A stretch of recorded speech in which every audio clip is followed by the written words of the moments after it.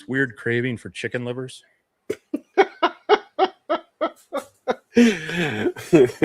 I ain't got no chicken livers, but I got some Menards snacks out here in the shop today. You haven't finished those yet?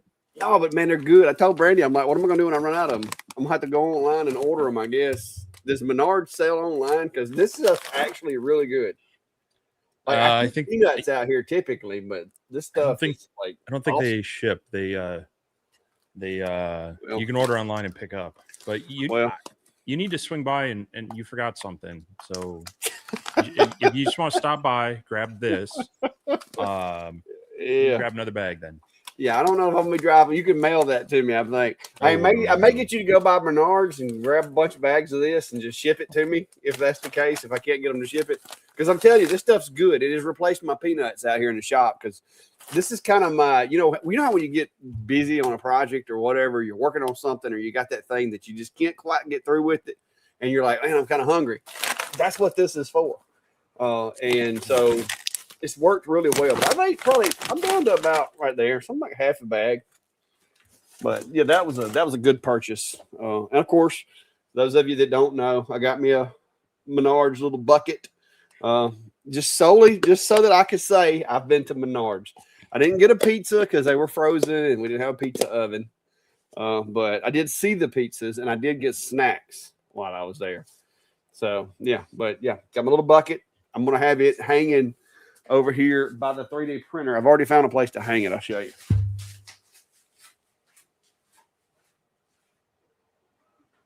Yeah, that shows up really well. Yeah, well, you can't see it in this video, but like when I'm doing my other videos, y'all can watch, and you'll see it hanging over there by the. I've got the Bamboo Lab little squares that they send you for the different colors. It's hanging right there with that. So there we go. All right, and apparently people have seen your sign back there. So I'll go ahead and let you explain that one too while we're at it. Well, I didn't have time to get a copyright waiver when I was filling out the title for the event.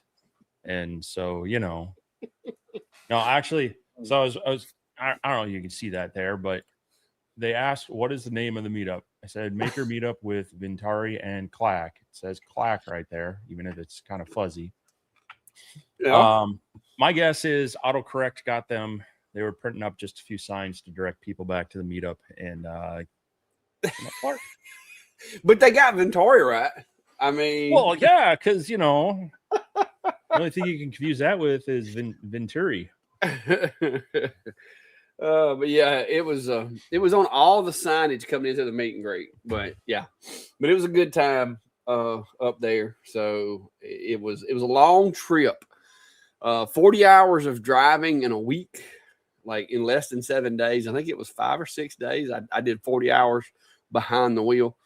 I have decided that long haul trucker is not a career that I care to pursue. I'm gonna avoid that. Steve, have you frozen, or are you just like really stoically sitting there? I think you're frozen. This is not the. No, hold on. You hear me? Yeah, still? I can hear you, but I think you're frozen. Well, you can't do this. Yeah, you're frozen. Swap cameras. See if it fixes it. But yeah. That's what you get for making fun of me. Mm-hmm. There you go. There, it's back now. It's back. I don't know. You went roboto on me for a second, so I wasn't sure if it was you, but it must have been me. Well, I don't know. I don't know if everybody else saw the paused Steve. Oh yeah, it was frozen in Streamlabs. Oh, okay. But I saw it. It was broadcasted my way, anyways. So, oh, look there. Hello, everyone from Monroe, Louisiana. And the reason I know exactly where Monroe, Louisiana is because I have started planning my trip over to Galveston, to the not Galveston, to Dallas, to the conference.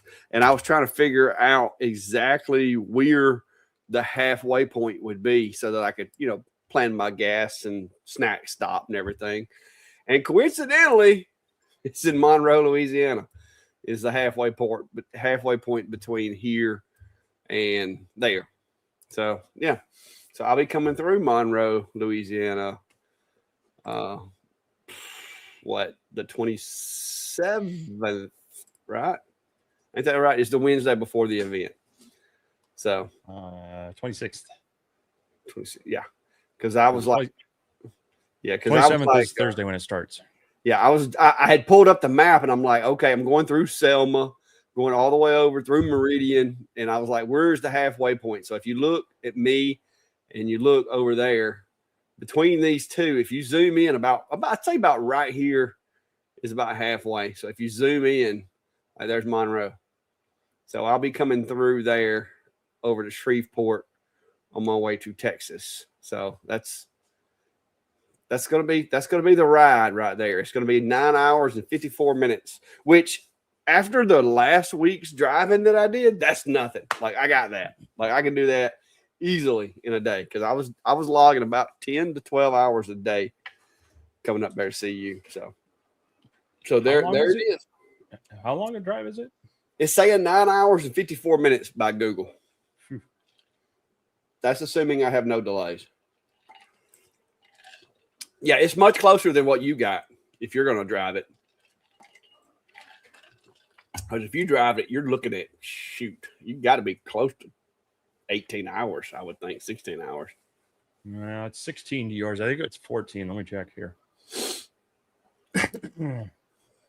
But yeah, so Tailored Texan Resort and Convention Center. Yep. Directions from home.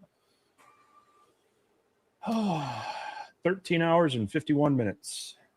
That's not really that much longer than mine. I thought it would be longer. Huh. Okay. I mean, 4 or 5 hours. Yeah, I bet the trip over is going to be a little more scenic than what it was coming through Iowa on my way up there, Illinois and Iowa up there the way to see you. I got a little tired of corn. But yeah. All right, so let's see what we got going on here with everybody. So Diamond State says we should have got him a Menards t-shirt. I actually thought about that when I was there before he showed up, but I just wear all I ever wear is these orange ones though. Yeah, he wouldn't have worn it anyway. So I don't do a whole lot of like I'm terrible for other people's like the Peach Jam shirts. I just give them the brandy most of the time because I'm really just like creature of habit. I guess it comes from wearing a uniform for so long. I'm just kind of like when I get up, it's like the same shirt. I do have different color Carhartt cargo shorts. So there's that. Jake Briley says, yes, amazing trip, amazing meet and greet. I believe he had the award for the longest traveled, right? I think he was one from Indiana, correct? Yeah, that's all. Yeah. I mean, other than you don't count.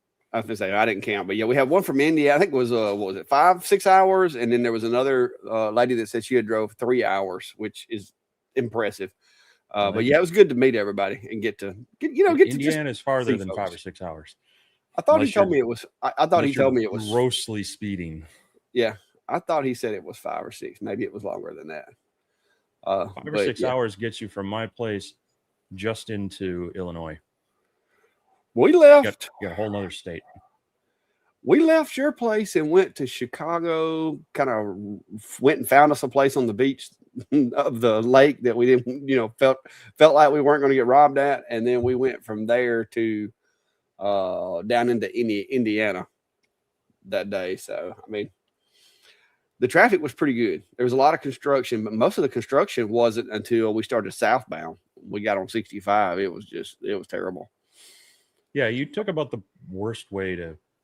Well, we wanted to. Me and the kids and the wife, we held a vote, and we're like, "Hey, we're this close.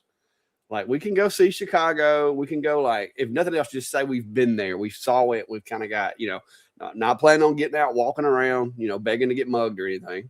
But we found a place to go, which it was a little ritzy. Like the people that live there were probably looking at us, going, "What are these rednecks doing down here at our park?" But we found a little park that had access to the lake and everything, and so it was really cool. But yeah, we just wanted to go and say we've been there.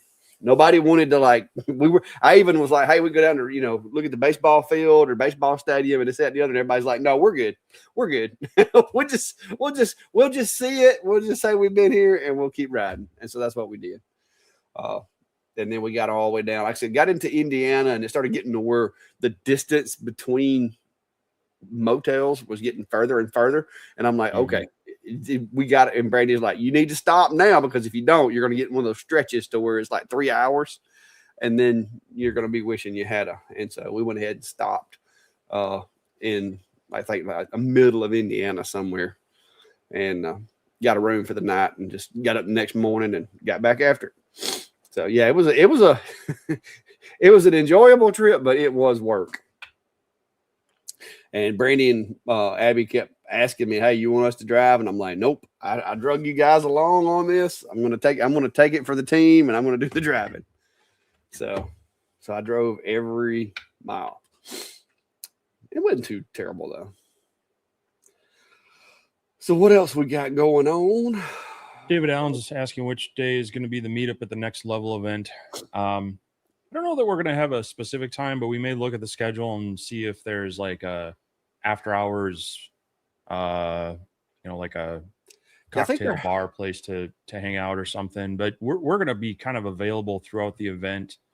We'll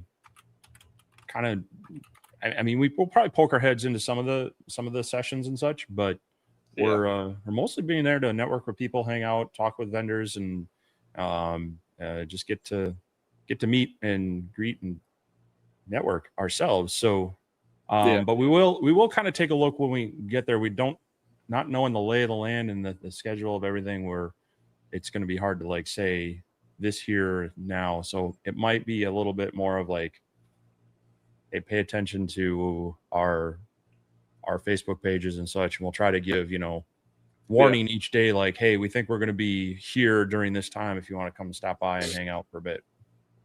Well, I know Thursday, August the 27th, they're having the X Tools having their mixer that they're calling it from 9 to 11 p.m. So, I mean, if we're at that, I mean, that's basically built in, come hang out with us kind of thing there, if you're coming to the event. Other than that, there's a lot of the things that last into the night. It's like Saturday night. It looks like it's closed up at 6 p.m. But we'll be in the conference center the whole time. That's where me and Steve are going to be staying. So there'll be more than ample opportunities. I think like at Workbench Con the last year we went to that, I know we hung out with JR like several times down at the cantina or whatever that was there at the event. So there'll be plenty of time for social activities, because I'm like you. I'm not really, none of the classes really calling my name. And my primary goal for going is because it's fun, meet a few people, do some networking, and I'm going to be bringing a couple of lasers with me. So we'll approach that when we get a little closer to time. Steve cleaned out his shop pretty good on this meet and greet we had up there the other day. But I've got a couple of bigger machines that I haven't gotten rid of that are probably going to ride with me to Texas, and then they're going to get dumped. So if you're interested in those, there'll be more information to come. If you're going to be there, pay attention to my Facebook page, pay attention to the lives, because I know I've got, if it doesn't get picked up anytime soon, I've got a perfectly working, functional Monport 45 Pro Vision sitting over here that needs a home. And I've got what's that other thing? Genmitsu L8 blue laser with the enclosure. It's got a crack in the top, but other than that, it works. Cat jumped on it and broke the plexiglass. But those two machines need a home because I don't use them. So they're going to go to Texas and they're not coming back. So there's that. Well, let's hope you don't just drop it on the side of the road and become one of those litter bugs. No, hopefully somebody wants it. If somebody don't tell me they want it, then of course it'll stay here. But hopefully somebody will that's going to be there and can take it off my hands. So, and hopefully it'll be somebody that needs it. Norbert, yeah. I was gonna make him a hat, but he doesn't wear hats. So I was like, Well, the only hats I wear is like my sombrero, cover my yeah, neck and ears hat when I'm doing grass cutting because I don't, you know, I don't want to yeah. absorb all that UV. I did cut out one little logo and for fun, but I was like, he's not gonna wear it, so I'm not gonna bother him with it. I did Yeah, make him an orange shirt with my logo, knowing that maybe if it was orange, yeah. I just he'd, didn't he'd take mistake the it time. someday, put it on, do a video, Yeah, it may be in my next video. We'll see. It's going to be like an Easter egg. See if anybody notices. it'll be in my next video or maybe a pop-up live or something like that, and we'll just see if anybody notices or not. I just poured stuff all over me. See, you gotta go change that shirt. Yeah. Kevin's saying, didn't Brandy and the girls want to go to the Mall of America? We did. We've been there. We did that and went and walked around that. Luckily, we were driving my wife's car because the parking deck had 7-foot clearance. That was it. So, so we went in there, walked around. My daughter had already had her map of where she wanted to go in the mall, which is a big, huge mall, by the way. We took some pictures, walked around. I mean, me personally, if you've been in a mall, you've been in that one. I mean, it's just kind of like more of the same, in my opinion. I think there was like a total of, I think I saw 3 Starbucks, 3 Spencer's. So I mean, it was almost like 3 or 4 malls put together because they were several of the same store, but it was in several different places. We checked it out. I got to walk. I went and checked out they had a couple of places that sold the new Oakley Metas. So I went and looked at the different styles of those, and that way I could like try them on and all that. Cause I've got my Ray-Ban Metas and I thought about getting the Oakleys, but I'm like, I've been wearing the Ray-Bans. They work. They're still doing a good job. I use them mostly for sunglasses these days because they're the transitions. But I'm just like I'm gonna put that on the to be determined as far as whether or not I get the Oakleys, and just keep rocking the Ray-Bans for now.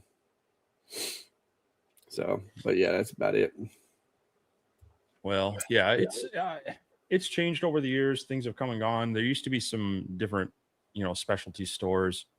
They had like a whole Dodge had a whole place where you could kind of see some current model cars. They even had a Dodge Viper you could sit in, but that's dating myself back, 20 plus years ago. And so yeah, you do get some duplicates, especially the restaurants. I mean, they have like multiple food areas up there, but yeah, you're kind of right. I mean, unless you have a specific store you're needing to stop at, or needing to kill some time. I've done that up there where, a kid had to be up at a thing all day. And so I was like, all right, I'll see you in the afternoon. Yeah, it was very interesting. It was the first time I've been in a 3-story mall. Ones up here, typically like the Galleria, which is the biggest one in Alabama, it's only like a 2-story. So it was very interesting that it had 3 floors. Well, 3 main floors. There's more. Yeah, there used to be a big aquarium underneath it, and then I think there are some restaurants technically on like a 4th floor thing. But yeah. Whew.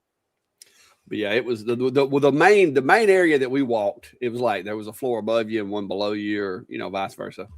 But yeah, it was interesting. Like I said, it was cool. The kid loved it because my daughter's into some stuff that specialty stores for the kind of stuff that she likes aren't that common. So she was really happy about that. Like I said, and the fact that it is the Mall of America, the biggest mall or whatever. That's pretty cool. So, it was fun. They got to do what they wanted to do because I told them once we go to Steve's and we do the meet and greet, y'all call the shots for the rest of the trip. I'm here to drive, and I have a debit card. That was that was my contributions for that part. So, because I didn't want to be, a whole week full of me just dragging them around the Midwest and then not getting to see anything or do anything. So, it worked out. Got to see Chicago. Got to see the mall, and I think we probably had more fun in the and I hope I don't incriminate myself, but I think I'm outside extradition now. The Lake Forest Park community in Chicago is really, really nice. If you ever get a chance to visit it, there is no dirt there's no trash on the streets. There's people running with baby strollers everywhere. The houses are immaculate. But I will tell you this, you can't hang out in their parks very long because they know their residents and who's not their residents. But it was open to the public. They just didn't have free parking. So yeah, but we got through all that. It was fun though, because we made fun of ourselves a little bit because Brady said we were kind of like the Beverly Hillbillies driving into this neighborhood because it was like these big fancy houses and stuff, but they had a really cool park down by the water. So well, while you were here and before our meetup, took advantage of our local mall, and in that is a couple shops you stop by, one of which is the Midwest Makers Mercantile, who is visiting live again. They actually opened up specially for us on Monday, for people to come in for a little bit early before the meetup. And so this is kind of they work with, I think, about 30 different local makers on providing a retail space, and giving them kind of a retail outlet where, your typical person couldn't necessarily afford that kind of exposure. And right next to them is Signature Inked, which is our local 3D printing shop. I know some people stop by there. They have a lot of prints on display. They got some bamboo printers up front, drawing people in.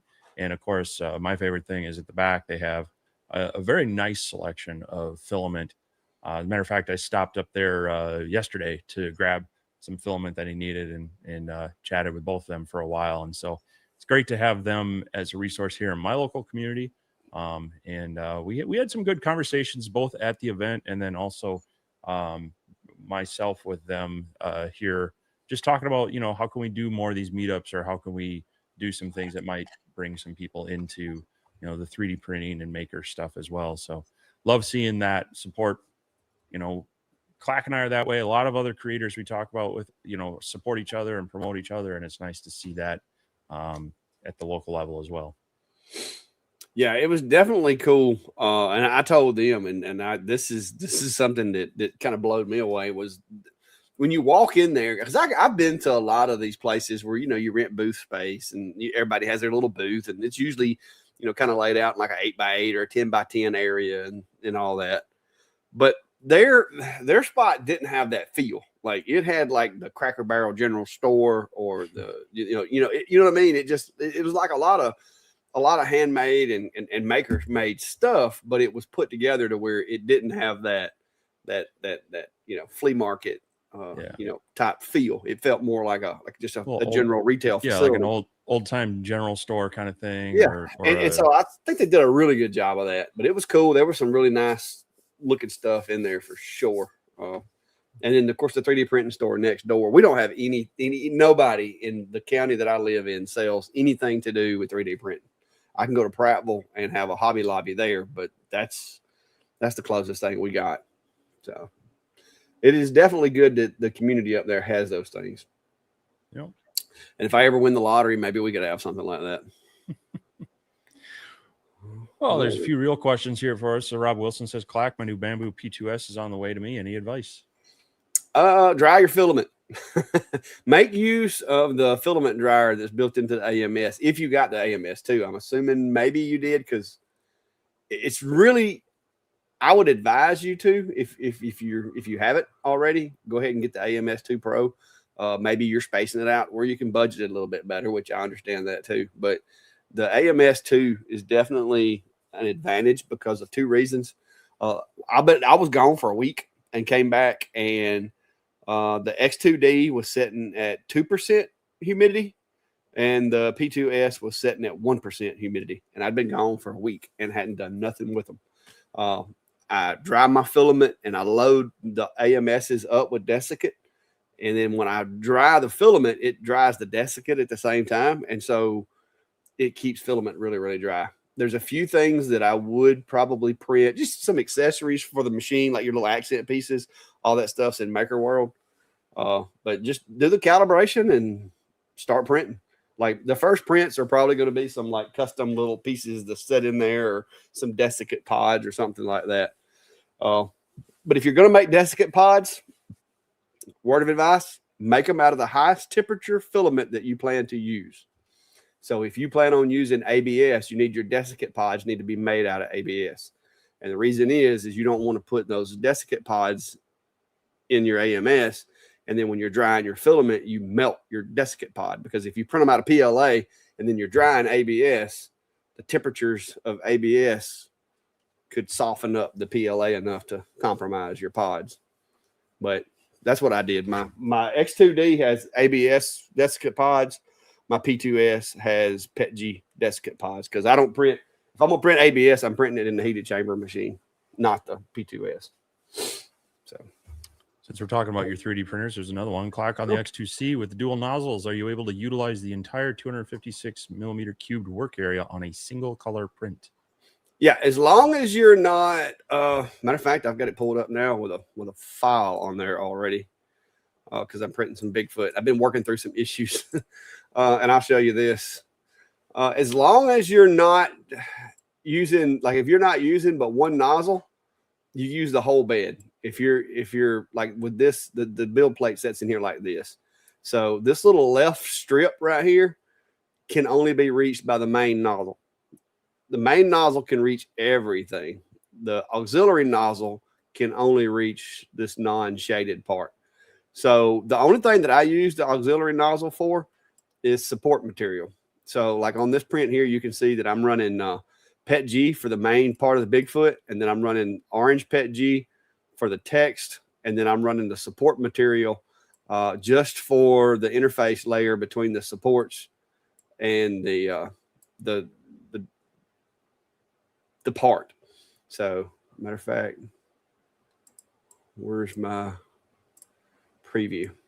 So you can see right here, and I put my purge tower in the middle, because there's the interface material that it prints out. It just puts that material in between the layers of PETG to keep it from sticking together as well.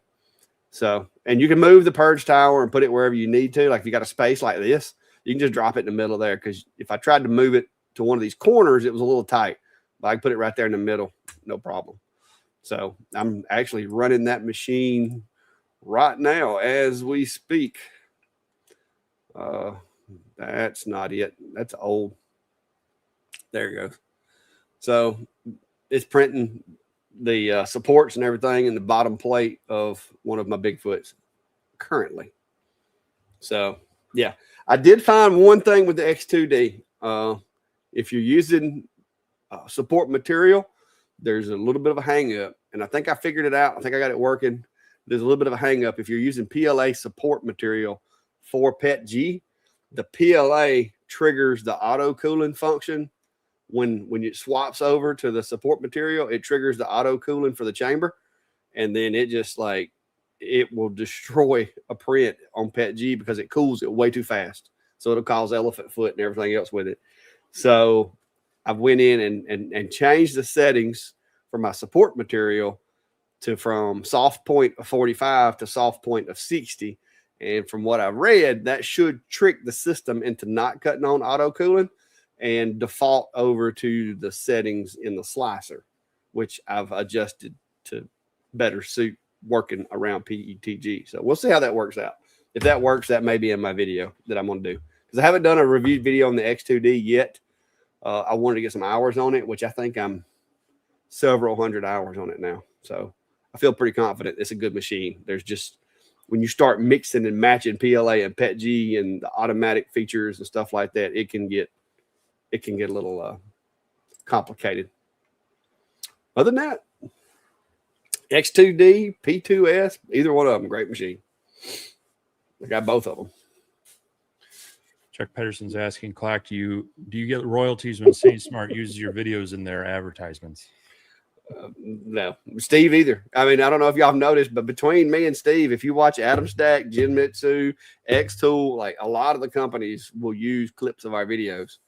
As long as there's a video that was done as a result of a collab where they provided me with a machine and I reviewed it, as long as it's one of those videos, I don't really get too wrapped around the axle. And even if it isn't, even if it's something that I did on my own, as long as it's kept in context and they don't like, creatively edit it to where it sounds like I said something I didn't say, I don't really care. It's just free advertisement for my channel, because that's why people are like, well, why do you got stickers and logos everywhere and you wear this bright orange shirt and like everything's orange? That's so when y'all guys see some of my clips in the video, if they edit all of the things that make y'all know it's me out of it, there's nothing left. Like, because my brand stuff is everywhere in the video, whether it's the orange accents on the printer, the stickers, the, you know, Steve's head over the top of the 3D printers, whatever it may be. You guys know it's my video. And so I've seen the clack on a stick or whatever over there in videos before on some of Steve's stuff, where they'll try to cut all the branded stuff out and they'll overlook it because they don't know what it is, you know? So, but no, we don't really get royalties on that. So, and a lot of times, you know, we're careful about the agreements we sign, but some of them, you know, they'll state that, you know, you'll create a video in so much time and it'll be public. And then a lot of times they might also have a clause that they have rights to use it for up to a year or so, which again, I mean, if they're providing a decent machine to test and use, again, we will have that conversation with them about, you know, keeping the context clean and whatnot. And generally we'll also ask that credit be added in some way, at least, you know, leave a username in there or something, but no, unfortunately, no royalties there. Yeah, but like I said, and I will get, it's like I've got some companies that'll see a video that I did that has been months since I did anything with them, and they'll be like, "Hey, you mind if we use this video here for, you know, our marketing this month?" And I'm like, "Hey, as long as you don't use it out of context, I'm fine. I'm fine with that. Just credit me. I prefer link sharing my videos to where it drives traffic to my outlets, but you know, I'm not gonna be just a rear end about it. You know, I'm not one of these that's like, oh, you got to pay me $10,000 to use my video. You know, I just want to help people make good decisions. I do want to drive traffic to my outlets when I can, and I don't want people putting words in my mouth. Other than that, you know, I'm not trying to build a dynasty off of it or anything. Now, there's been a couple of times where folks have kind of used some stuff that I said out of context. Like they didn't give you the whole story. And it's one thing if it was like accidental, but there's been a couple of times it seemed like it was intentional. And I've sent them an email and like, hey, either fix this or take it down, because that's not exactly what I said. You're kind of twisting it. And so far, that's been fixed every time I've ever brought it up. And it's only happened twice with the same company. So, but for the most part, you know.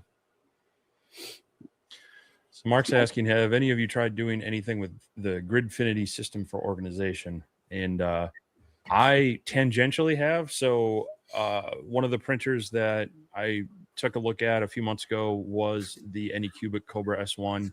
And after I got some settings dialed in and whatnot, got it working pretty well, but I still prefer using my two Bamboo printers. And so my wife wanted to do a lot of printing. And so I've got that set up upstairs for her, and she has gone through, I don't know, 3 or 4 rolls of filament, printing out the grids, printing out different boxes, using their website to, you know, make the exact size. Cause she's got like a tool chest, you know, the 6-8 drawer tool chest like we all have, but she's got it loaded down with a lot of her camera gear and wanted to use this to kind of help compartmentalize it. So I think I may actually do a follow-up video on that printer with some of the stuff she's been doing on it, just as kind of like, hey, this has hundreds of hours of printing on it now doing these things. And here are some of the little things we've maybe run into, but that, you know, it's still plugging along. So, and I know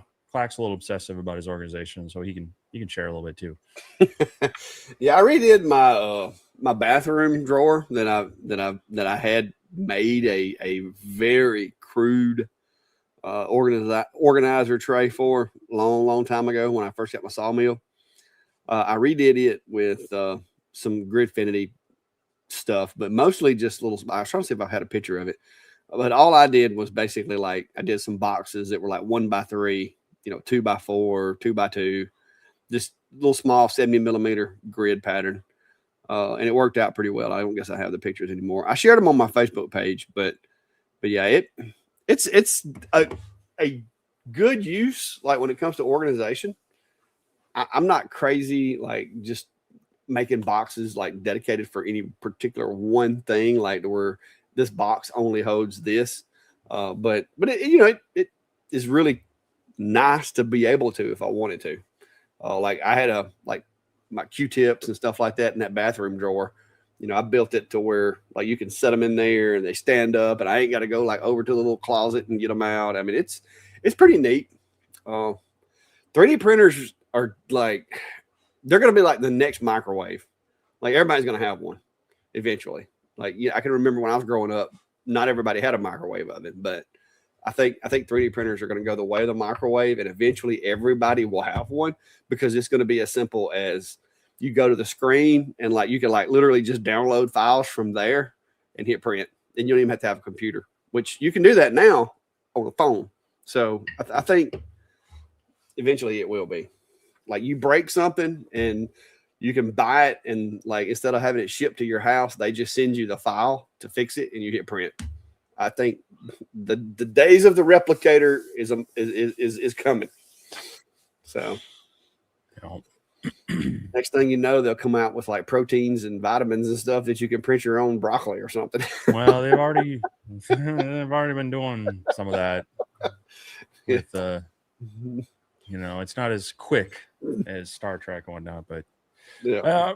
Mark's asking, hey Steve, how's that new OhmTech? Have you had much time to test with it? So yeah, I've been working it for the past 2-3 weeks since I got it, running a number of tests, and hopefully the video is going to be out the next day or so. So I typical fashion ran a lot of my normal tests on it, and as a matter of fact, the name badge little ticket things I made, we use this for the drawings. I did all these off of True Flat on a big sheet, and I'll probably put a video together on that. But the cool thing is the detail, which you're not going to be able to see here in any sense, but the RF lasers can turn on and off so fast that I'm able to get the stitching detail on my logo, and this logo is less than half an inch, in both directions. Same thing on, this little dog tag. That's my business card graphic on a dog tag, and all the the QR code works, the stitching's there, and this only took about a minute to run. Now the interesting thing is it can run up to 2,000 millimeters a second. However, we've talked about this before. That speed doesn't mean anything if your acceleration takes too long to come up to speed and then slow down again. And so I did run some tests with clear acrylic. And so both of these are the same file. One was run at 2,000 millimeters a second, 60% power. The other one was 1,000 millimeters a second at 35% power. The one run at 1,000 millimeters a second took 4 minutes, 53 seconds, whereas the one running at 2,000 millimeters a second took 6 minutes, 13 seconds. And that all has to do with the amount of time it takes to travel, to slow down, stop, turn around, come back. And so on smaller engravings, that speed is not necessarily going to help you. But on larger ones like this, where I was doing a whole sheet at a time, it gets up to speed and doing 6 across. The average time for these when it was all done was about 1:15 a piece. So there are reasons and areas where you'd want that speed, but the speed isn't everything. What's really cool about it is it can fire at a lower power. It can fire much faster. The spot size is smaller. I did a kerf test on it, and my kerf offset with this one's going to be about 0.08 millimeters. So you're getting down there in like 10 watt diode range. And so having a 50, 60 watt CO2 laser with the spot size of a 10 watt diode is pretty cool. So, and then it did come with a roller rotary. And so I put a short out on this one just a couple hours ago. It's a straight tumbler, so it worked on those rollers. Did this at 500 millimeters a second, 50% power. So this whole thing took about 4 minutes, and it came out nice and clean. That's a really good engrave for 4 minutes.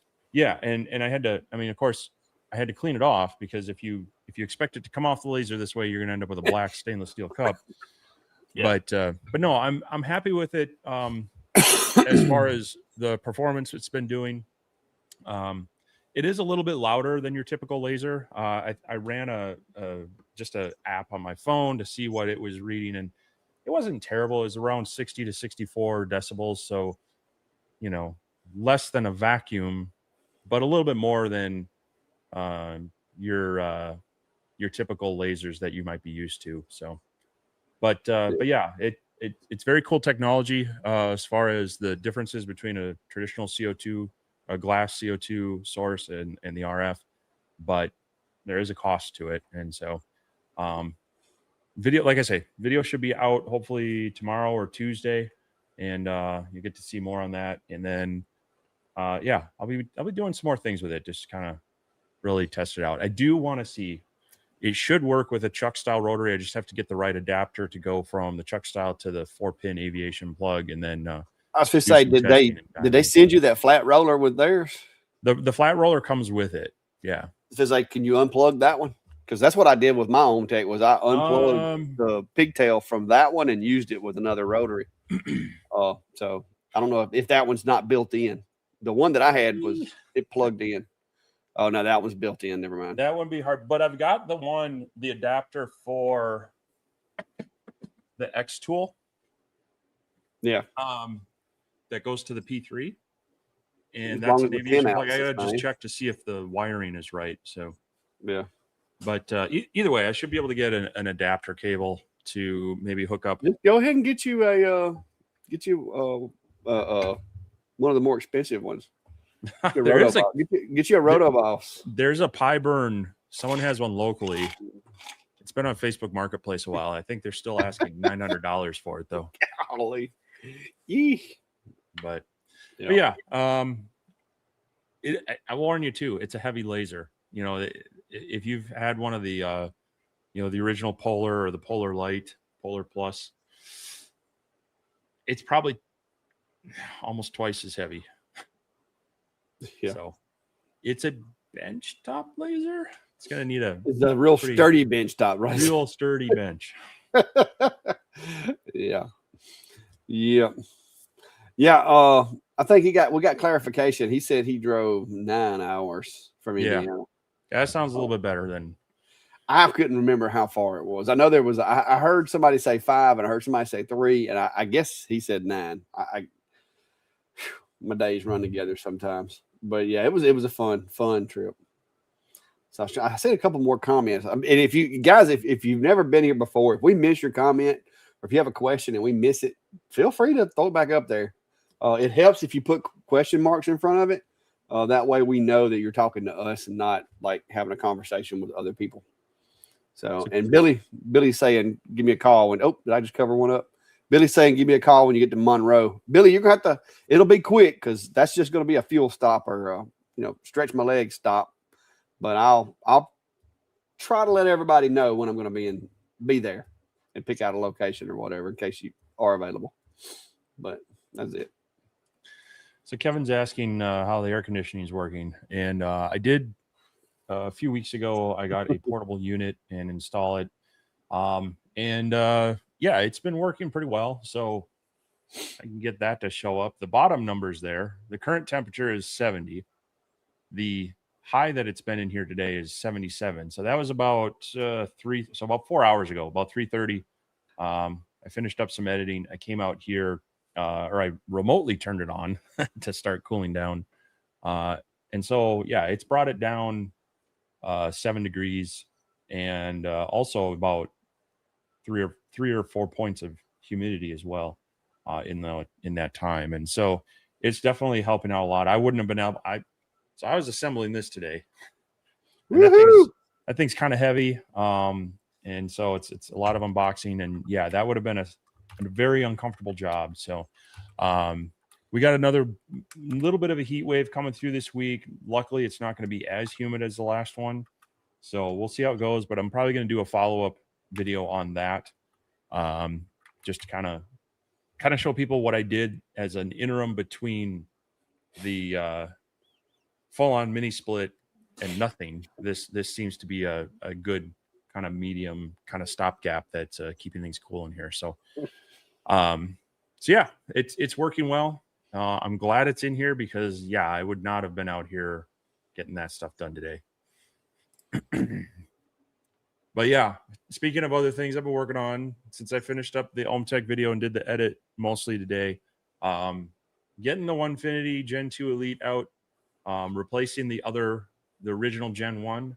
And so it's basically got the same footprint. I'm shifting things just a little bit, so this one fits a little bit better. So I am going to probably end up taking up the spoil board and redoing that.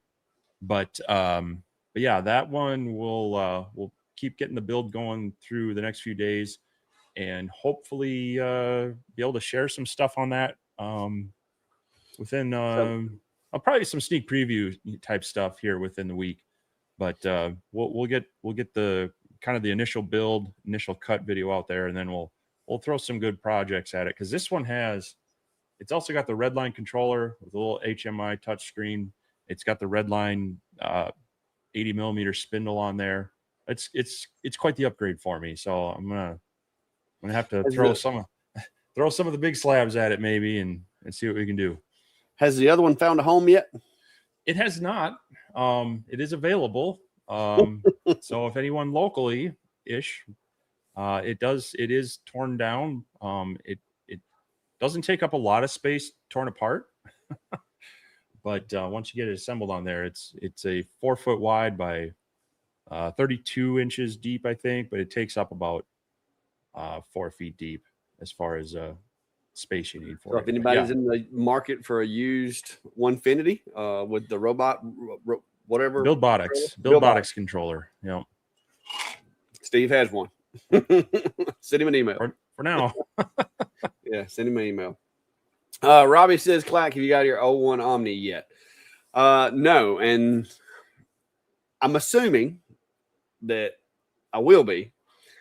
I was told I would be, and then they said, hey, if you want to do a video, we'd appreciate it, blah, blah, blah. And I told them I don't do, because they wanted me to do just like go put your money down on it, sales video. And I told them I don't do sales videos. That's me and Steve both have that policy of it's going to have to be more than just go buy this. And so I told them that, since I did get to go see it at CES, and a lot of you guys have been asking about it, that I would do an update video on what we knew from CES and the fact that I might be getting one, so that if some of you guys were watching for it or whatever.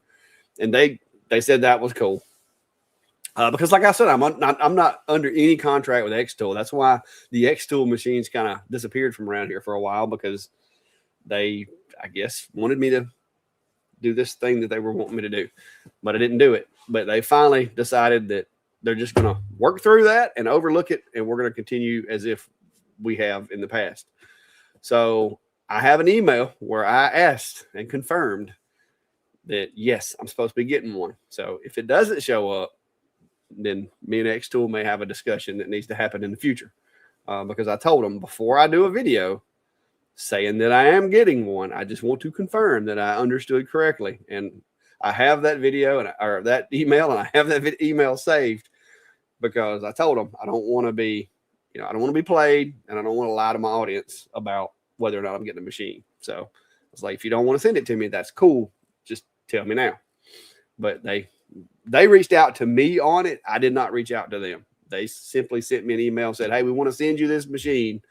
Would you be interested in doing a follow-up or whatever? And I'm like, as long as I can do it by my guidelines. And so they agreed to everything that I said. And so for what I know, yes, I should be getting it. They didn't give me a date. And the weekend, everything kind of goes dark on the weekends from them.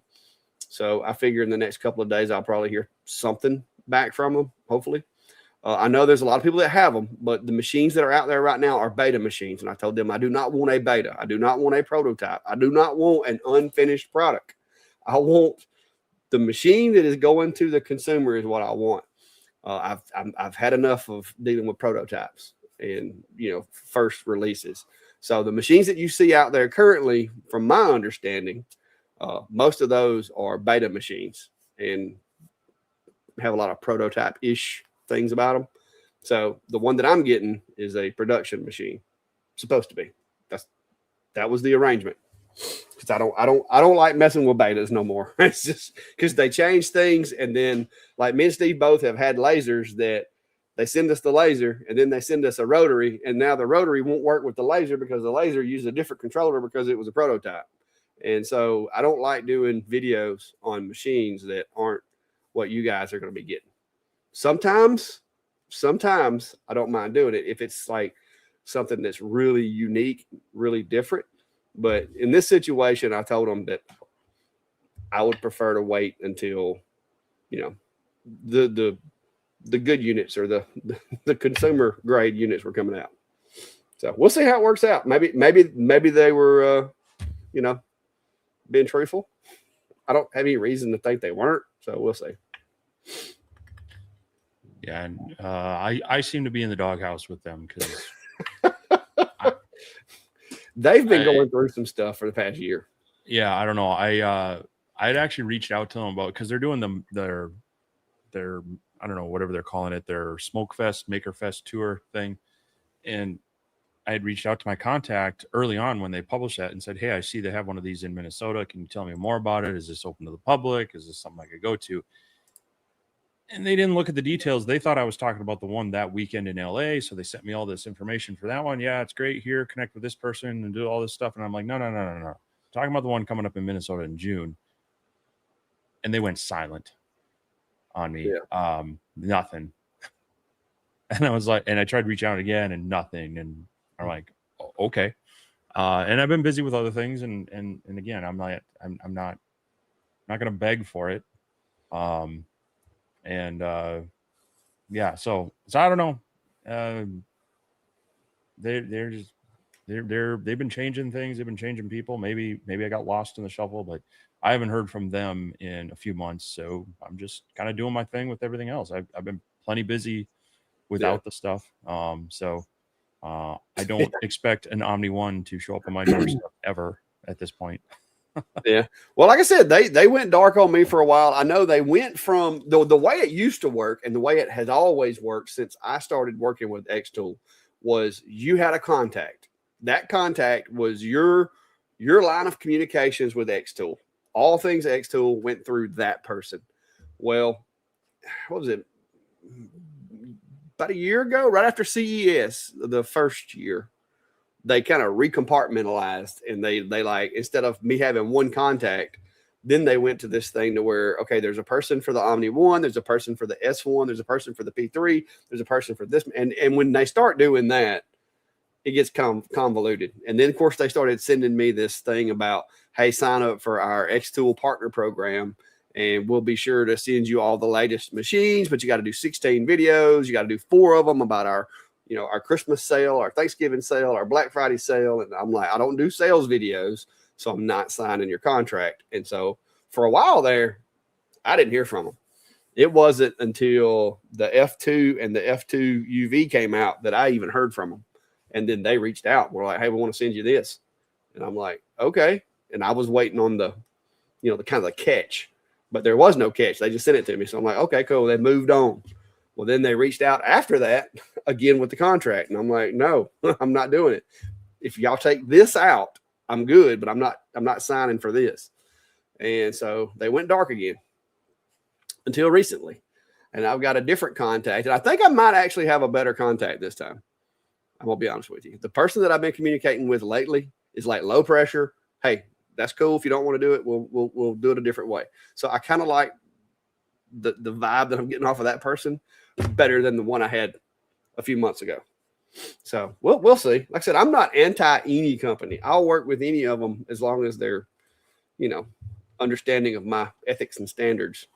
But yeah, we'll see how it goes.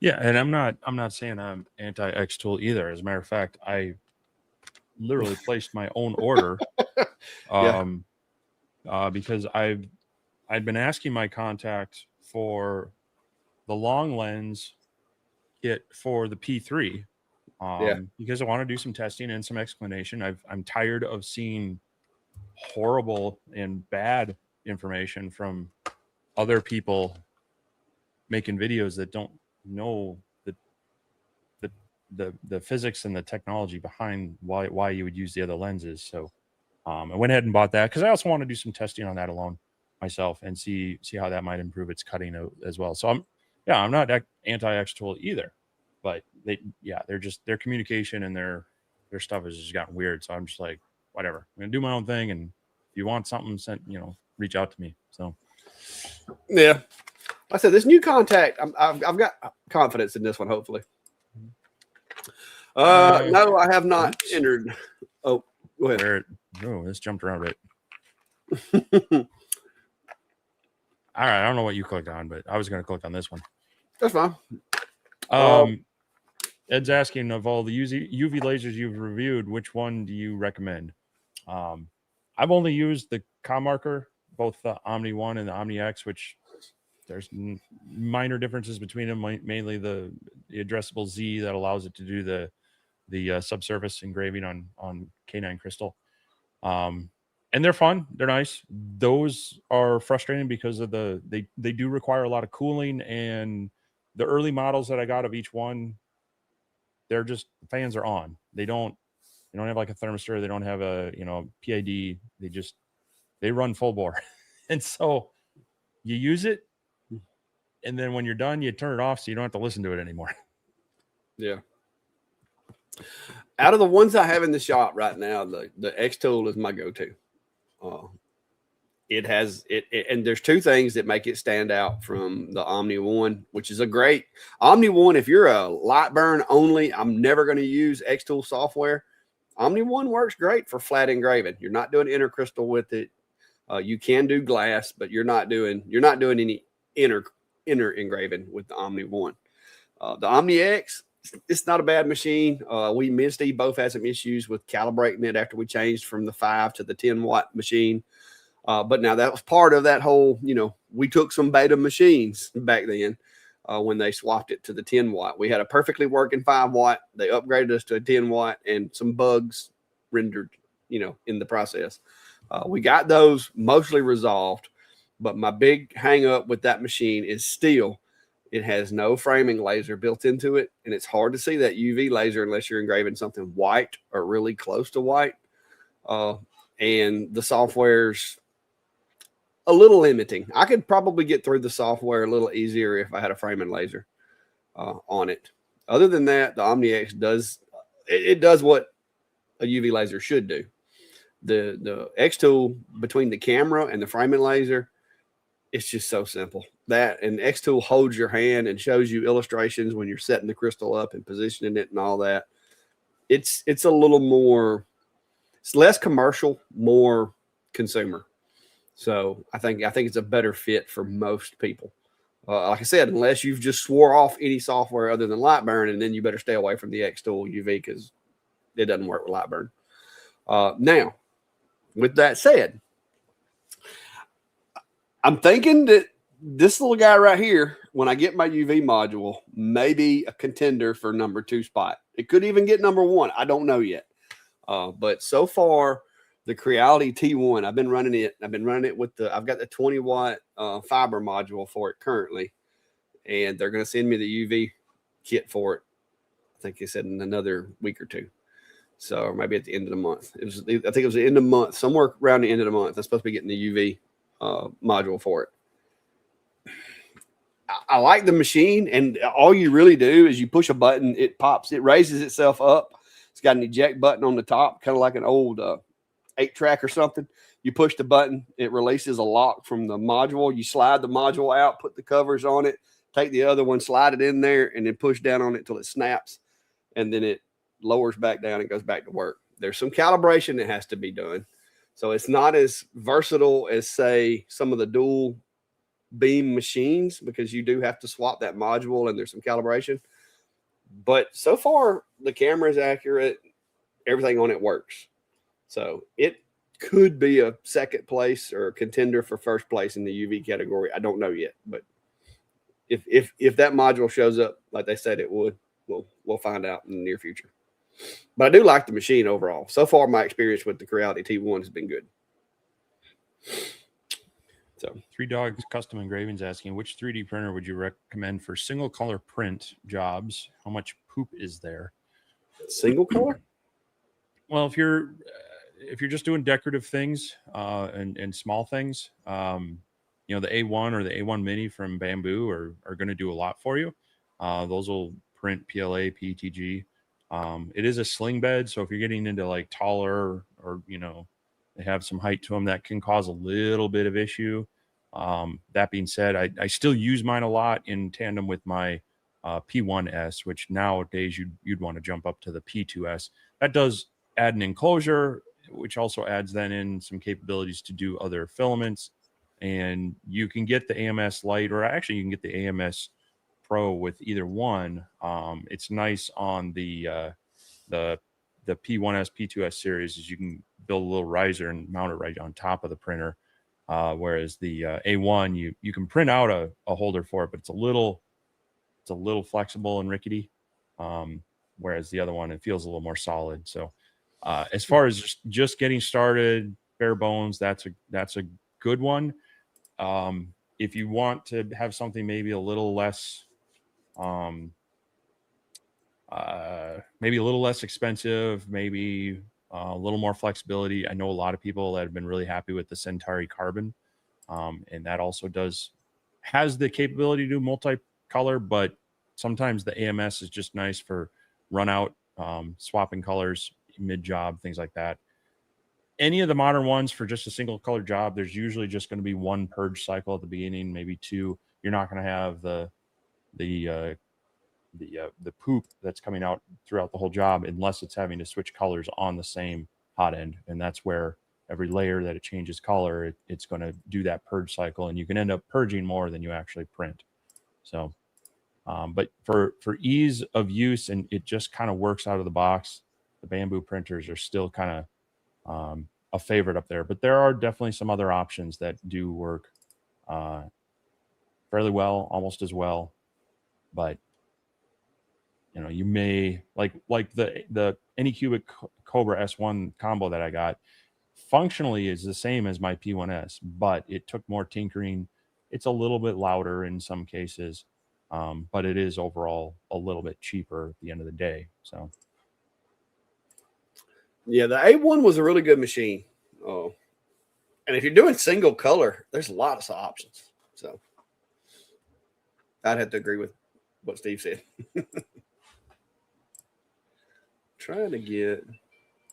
Brian's asking me, what's the estimated lifespan of the RF tube? Speaking of the Ohmtech Polar 2 RF, and so that's got a 50 watt RF module in the back, and RF tubes in general are going to be somewhere around 20 to 25,000 hours on up to maybe 50,000 hours. I think Ohmtech says this one's rated for around 30,000 hours. Comparing that to a glass water-filled CO2 tube, those are anywhere from maybe 2,000 to 5, maybe at the very highest on some of the higher end ones you can squeak out up to 10,000 hours on them, but definitely a much longer lifespan on them. But the trade-off, and you can recharge them, but back in the day when I was working with a universal 25 watt RF, just to recharge, I think it was you traded it in for a recharge module, and it was like $2,500 at the time. I was able to buy my whole 60 watt CO2 water cooled laser for about the same price. So kind of that's been some of the trade-off, but I feel like recently there's been a bit of a push for more RF lasers, getting down in price a little bit. Where they're I think the one laser XRF has been on sale for as cheap as like $3,600 recently, and that's like a 32 watt RF 32 module. 35. So you are seeing some come down lower in price, but yeah, the nice thing is that they're air cooled, and so they tend to keep their temperature fairly consistent, and you're not worried about that whole water system, and their lifespan's a lot longer.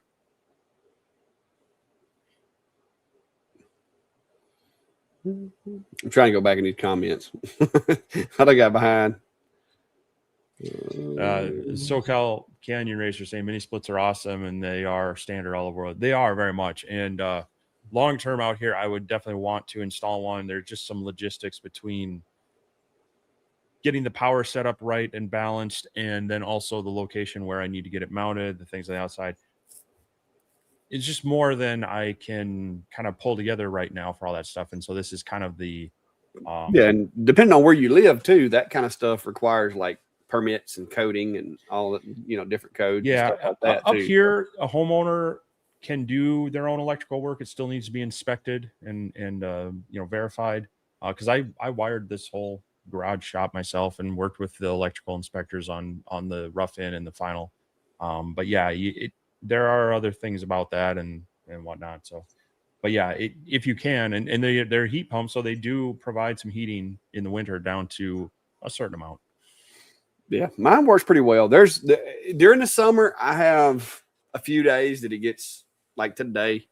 It got a little warm in here. It's at 78.2 right now, which is cool here because my humidity is down to 35% inside the shop because the air conditioner's been running so hard. It sucks the humidity out of here because it's running wide open. So there's a benefit not only in keeping it cool, but keeping it dry, especially when you have lumber piled up places. But now my shop is not insulated properly. It's been an evolution, and the Clack Shack version 2 is going to be much more insulated than what this one is. Matter of fact, I found a picture earlier on the internet that I was thinking would make a real good Clack Shack version 2. What did I do with that? Let me see if I can find it. This is if the shop genie is watching, or shop Santa, or whatever you want to call it. Maybe I can get this. Hang on, top screen. But I saw this and I was like, that would make a really good Clack Shack version 2. It said like a 30 by 40, I think it was. I only need one garage door though. I only want one garage door, and that's just so that I can get my CNC in there without having to disassemble my table and everything. Because I can literally take my tractor, all the tables that I have in here, I can put the pallet forks on my tractor. I can pick those up and walk it straight in there and set it in the floor. So yeah, so I saw that and I was like, even the color, I even like the color pattern. Maybe not, I don't know about the black roof, but we'll see. But yeah, that's if I can dream, that would be my dream right there. It's a big porch, put my smoker out there, my little barbecue grill, maybe a few chairs. Yeah, that'd be nice. So you want to talk about insulation? This is this is the insulation in my shop. That's a lot of insulation. So it's the batting up on the ceiling there and everything. So I did make sure that when I built it, we did a good job on that. So that's a small fortune in insulation. Well, this would have been about 18 years ago. So it was a little cheaper then. But yeah, between that and the drywall, there was some money in that. But yeah, Rob says, question. I have the Laser Packer 5 and just bought the X2 F2 Ultra UV. Is there anything fiber can do that the UV cannot? Speed on certain materials. It's going to be a lot better at ablating into metal. I mean, the UV can do it, but it's slower at it. Yeah. Yeah. The UV can mark most anything, but if you start trying to do, like if you're trying to do something like this, like this kind of stuff, you're better off with a fiber, like either a MOPA or at least a regular fiber. But yeah.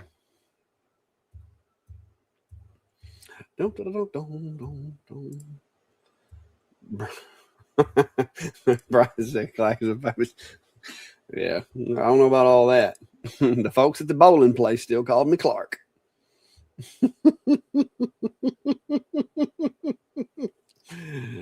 Oh, trying to find some more comments here. Rob's trying to give away a 3D printer in the comment section. Tim Arthur is saying there are some updates on the Omni One coming tomorrow, and UFU is making some announcement related to ink tomorrow as well, from what I hear. They've had their kind of large ink system kind of in development even before the Kickstarters went out. Obviously, they had some issues with other things, and so the development on that probably slowed down. But yeah, we're all kind of waiting to see what comes of that system and how it might change the Eufy make. And yeah, we'd love to see them find a way to make the ink a little less expensive, but we'll see what they do. Now they got some competition nipping at their heels. Kevin Rich says, trying to figure out my fume extraction for laser. As long as I have enough airflow, is there any reason why I could not go put up through the roof? Just concerned when cutting acrylic at waist high. Trying to figure out, as long as I got. No, you can go out wherever you want to as long as you have adequate airflow.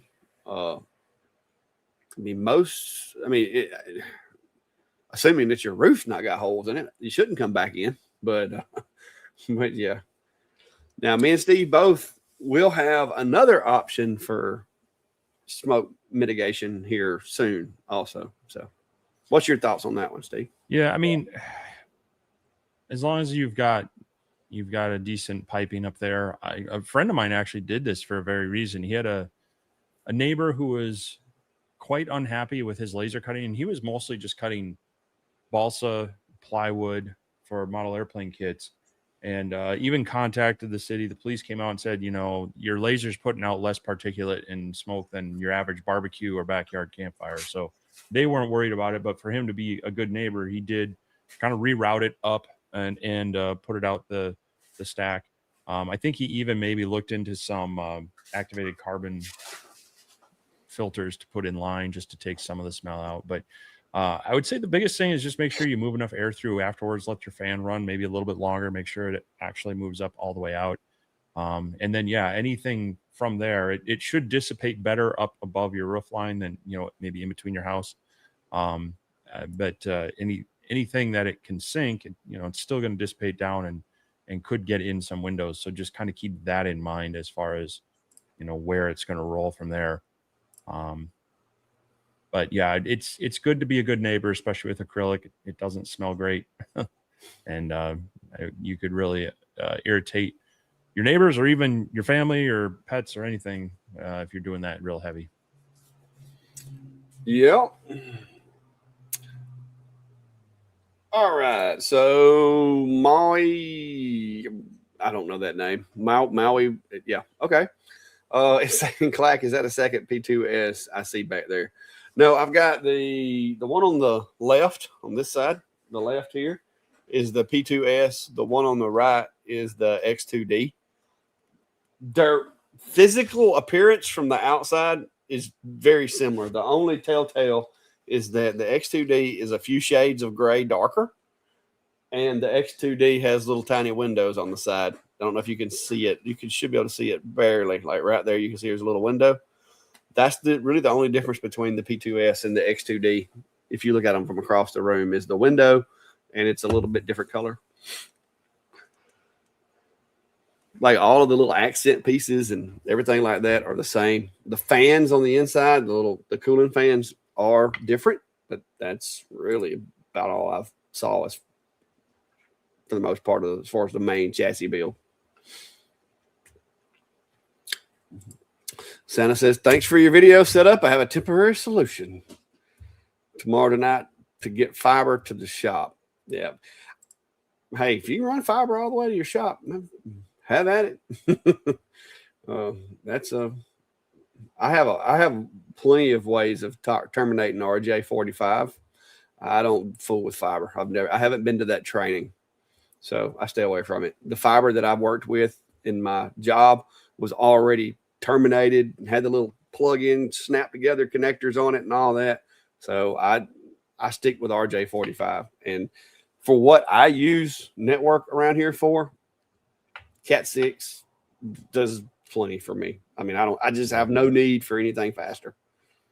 Yeah, I mean, in reality, your upload bandwidth on the typical live stream really is only going to be maybe 2 to 5 megabits. So as long as you have a low latency on that and you got a solid connection, and it doesn't get saturated by anything else. So doing a little more of the work on your router to kind of isolate that, maybe give priority to that, or even separate out on separate networks, and just specify X amount of bandwidth has to be reserved for this network, can help you out when you're doing things like this. I've yeah, even just today I was trying to upload some content, and I keep looking. I've got an offer from the local fiber place. They keep trying to pull me in. I'm just stubborn about the changeover, because I've got a gig down, but only I think 200 meg up. And or no, 40 meg up. Sorry. So it's the upload speed is what's really hampering by me. Yeah. And I should switch, but I'm just stubborn about it. I hate having to work with new ISPs when only thing that bothers me about my current one is occasionally when I'm uploading a larger file and you're sitting there kind of waiting for it. I'm trying to talk myself into spending $20 more to get 2 gigs instead of the 1 gig, because they started offering it in my area. But now this is part of my But now keep in mind though, in my previous job, I had to make cables and stuff for work because I was managing our network. Like if I needed a new jumper, or if I needed to run a cable to put in a new phone or something like that. We had crews that would come in and drag the wire through the walls, and then I did this part. So I'm really comfortable with doing this part here. And it also helps when you have I can't get it. I got stuff sitting on top of it, but I also have my newest spool of, I think that's Cat 6 over there. It's just the blue Cat 6. But I keep a roll of it around. If I need a 20-foot cable, I just, like a 20-foot network cable, I just literally cut a piece off and make it. So hopefully I won't need any more for a while, though. Boom, boom, boom. Yep. Let's see.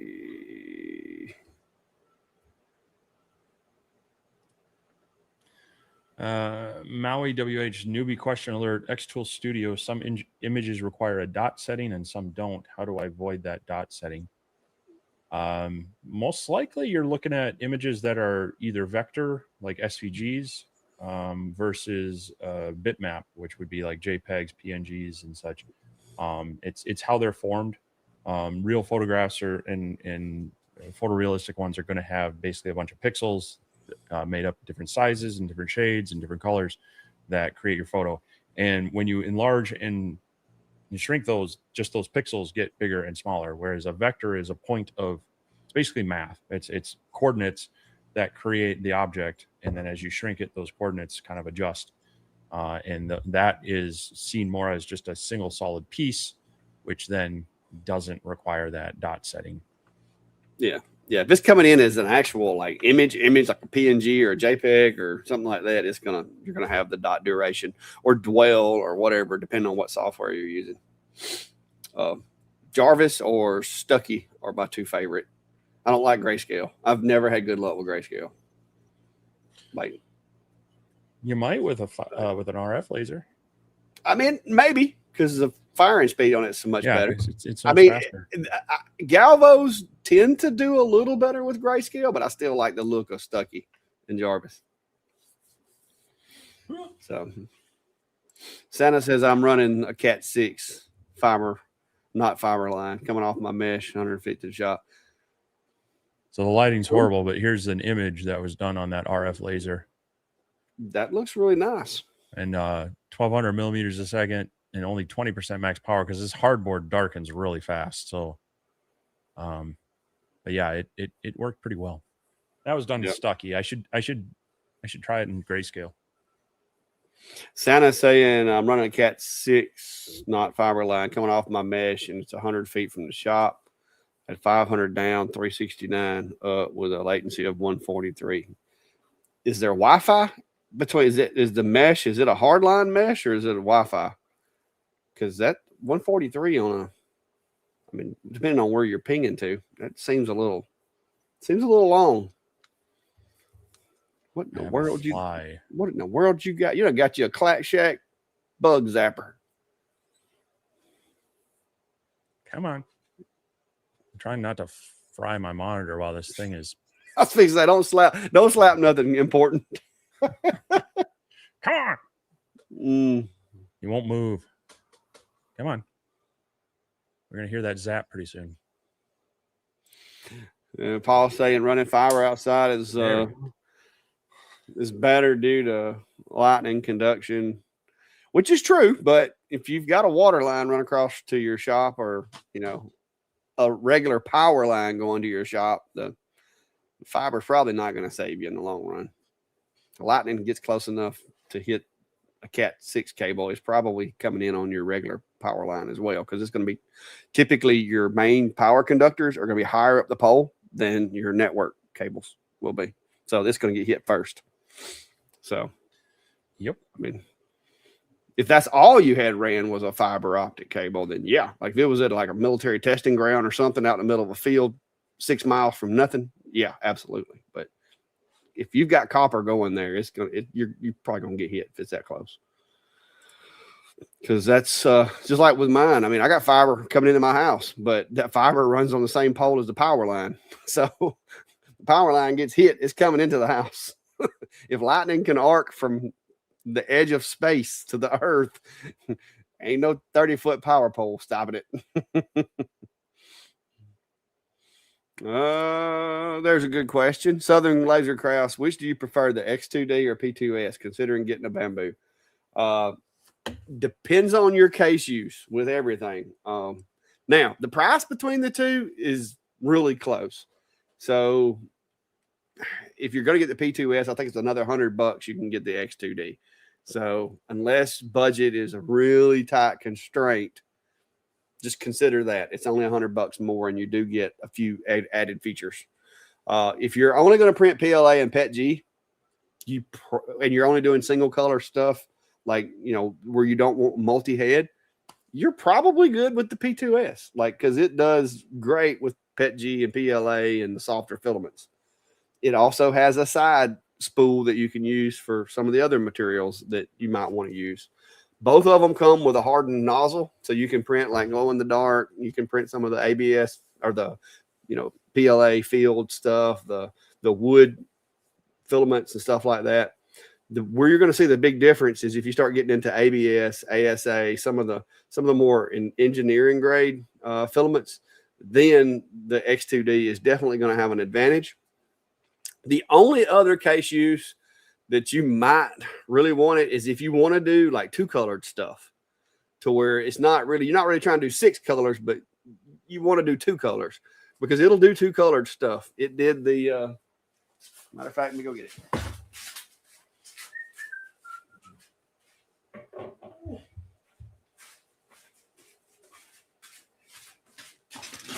This is actually a light box, but I don't plug it up because I got enough light up stuff around here.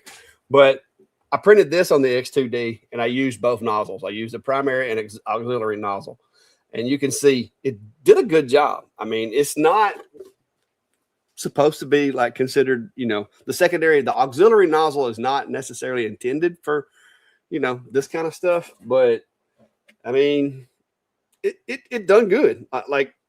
I've seen other printers that have done the same thing that are multi-filament, multi-head machines that didn't do this good. So especially when you're doing like black and white, it's a lot easier to not have issues with black and white when you have multiple extruders, because you don't want, if you get just a little bit of black in your white, it's going to show up like you're going to have a relic. So what I did is I put the black on the main extruder, and then the white was on the secondary, the auxiliary one, to do this, and printed it. So if you're only wanting to do like 2-color stuff, it works. Of course, even Bamboo says that that's not the intended purpose. It's supposed to be for support material, but I mean, it did it. So you can do that.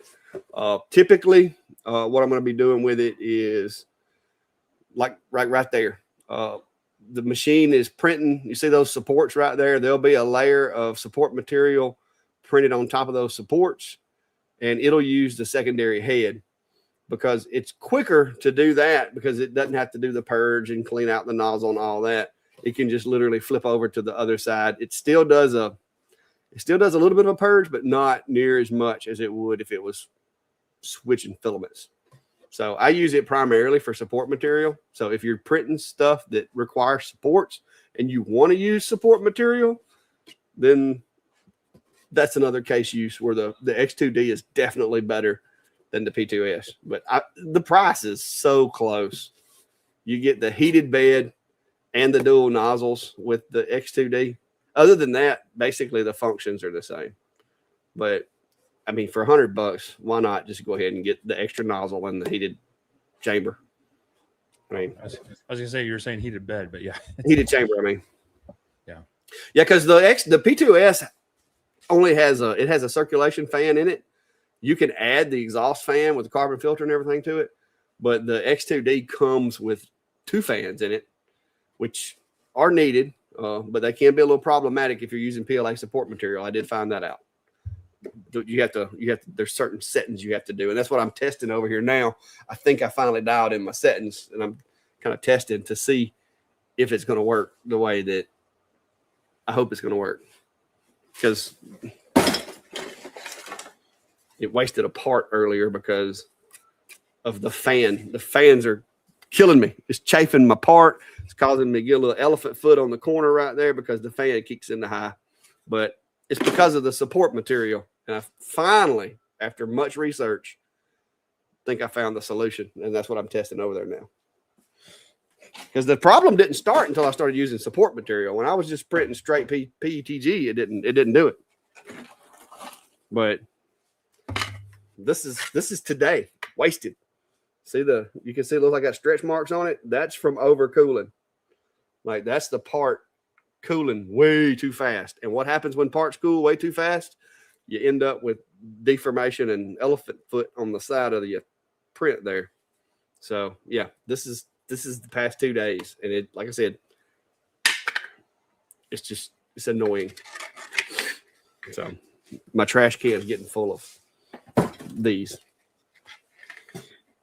Well, Southern Laser Crafts, be sure to go to theclackshack.com. I have links there or one of my videos and use one of my links. Let Bamboo Labs know that you like the content. But that's the only warning I will give you is if you use PLA as a support material, currently it's going to do weird stuff with the cooling fans and make them kick up too high toward the end and cause bad things to happen. But there is a workaround. So now I think there is. That's what I'm testing right now. I'll let you know in a few minutes when this one gets through printing. Look there, Cody in the house. Steve, you going to see Cody next? It's your turn to go see somebody. the guy goes and travels once, and all of a sudden he's made it up. I'm hoping things pan out for the next level maker event, and then if things are good, I'm hoping to stretch things out. Maybe do a heck of a lot of extra driving and head out that way, see Cody and see my dad.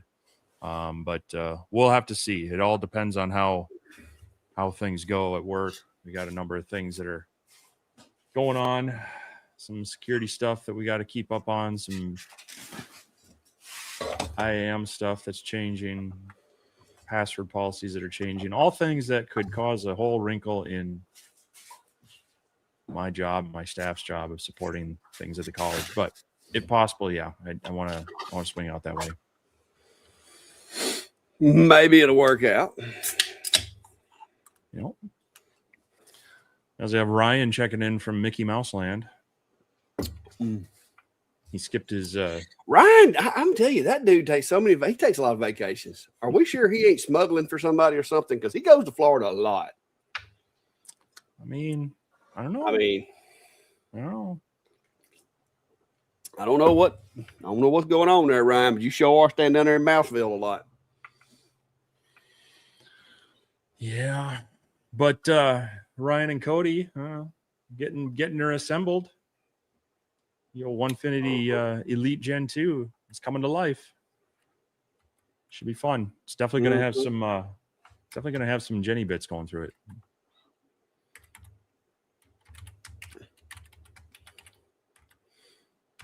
Hang on, I'm typing something.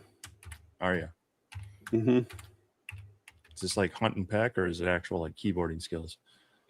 Oh no, I hunt and peck, baby. I took typing when I was in school, but it didn't take. So my mom gave me an incentive to learn how to type, but what really did it for me was back in the day there was a magazine, I think it was called Compute's Gazette, and it had the magazine printed the code for you to type into like a Commodore 64 or another basic computer that could interpret basic, and I typed in a baseball game, and it took me a while, but that really helped me gain some typing skills. So I'll do okay sometimes, but I'm not great at it. It's not my strong suit. Right. I think we've come to the end of the comments, unless we've missed one. So now's a good time. If we've skipped over your question, drop her in the comment bar, and love to hit it up for you. But yeah, otherwise, like I say, I'm trying to keep my head above water over here between some projects and some machines. So we'll have that RF video out here in a couple days. I've been working on assembling this one. I do still have you can kind of just see the corner of it over here. The IKEA Master, I've got that set up so that I can got to test the rotary, and we're going to test the sling bed, and also maybe a little more testing on the external air pump. So hopefully we'll get that pulled together pretty quick. But also been kind of sneaking in some project videos. I have a tutorial. Actually, I figured this might be a good tutorial because I used the basically the comma separated file or the Excel file of registrants and spun it into Lightburn and had it spit those out. And that might be a good refresher for people, because if you're doing a lot of like weddings or other types of parties where you're making kind of the same thing but with a different name on them, that's a good thing to have. And it's always nice to have a good reference video to something, because it seems to be like the thing you do every so often, just often enough to forget all the steps. So yeah, I figured I might pull that together since I had to run through it again myself recently. So definitely things going on in the shop. I usually use that a couple of times a year at least, because I do name tags for events here locally, and they'll send me like 120 names, and it's just so much easier. I just tell them, hey, send me the names in an Excel spreadsheet. That way I know I get the spelling right. And when they send it to me, I just convert it over to comma separated and set the file up and just go with it. So it's definitely a very versatile, useful tool. So did we ever get a head count for how many people were actually coming over to Grapevine? Do we know? I know I'm wanting to say it was at least 4 or 5 that were in the live that said they were going to be there. I think Cody's going to Atlanta, so he won't be there. Because Carfco reached out to me wanting me to come to Atlanta too, but I had already bought tickets and reserved rooms and paid for motels and all that. I did that back in like January or February, so they were a little late on that one. Now, Vectric's having their event in Nashville in October, I think it is. That one's kind of on my radar, but I don't know yet. We'll see. It'd be nice to.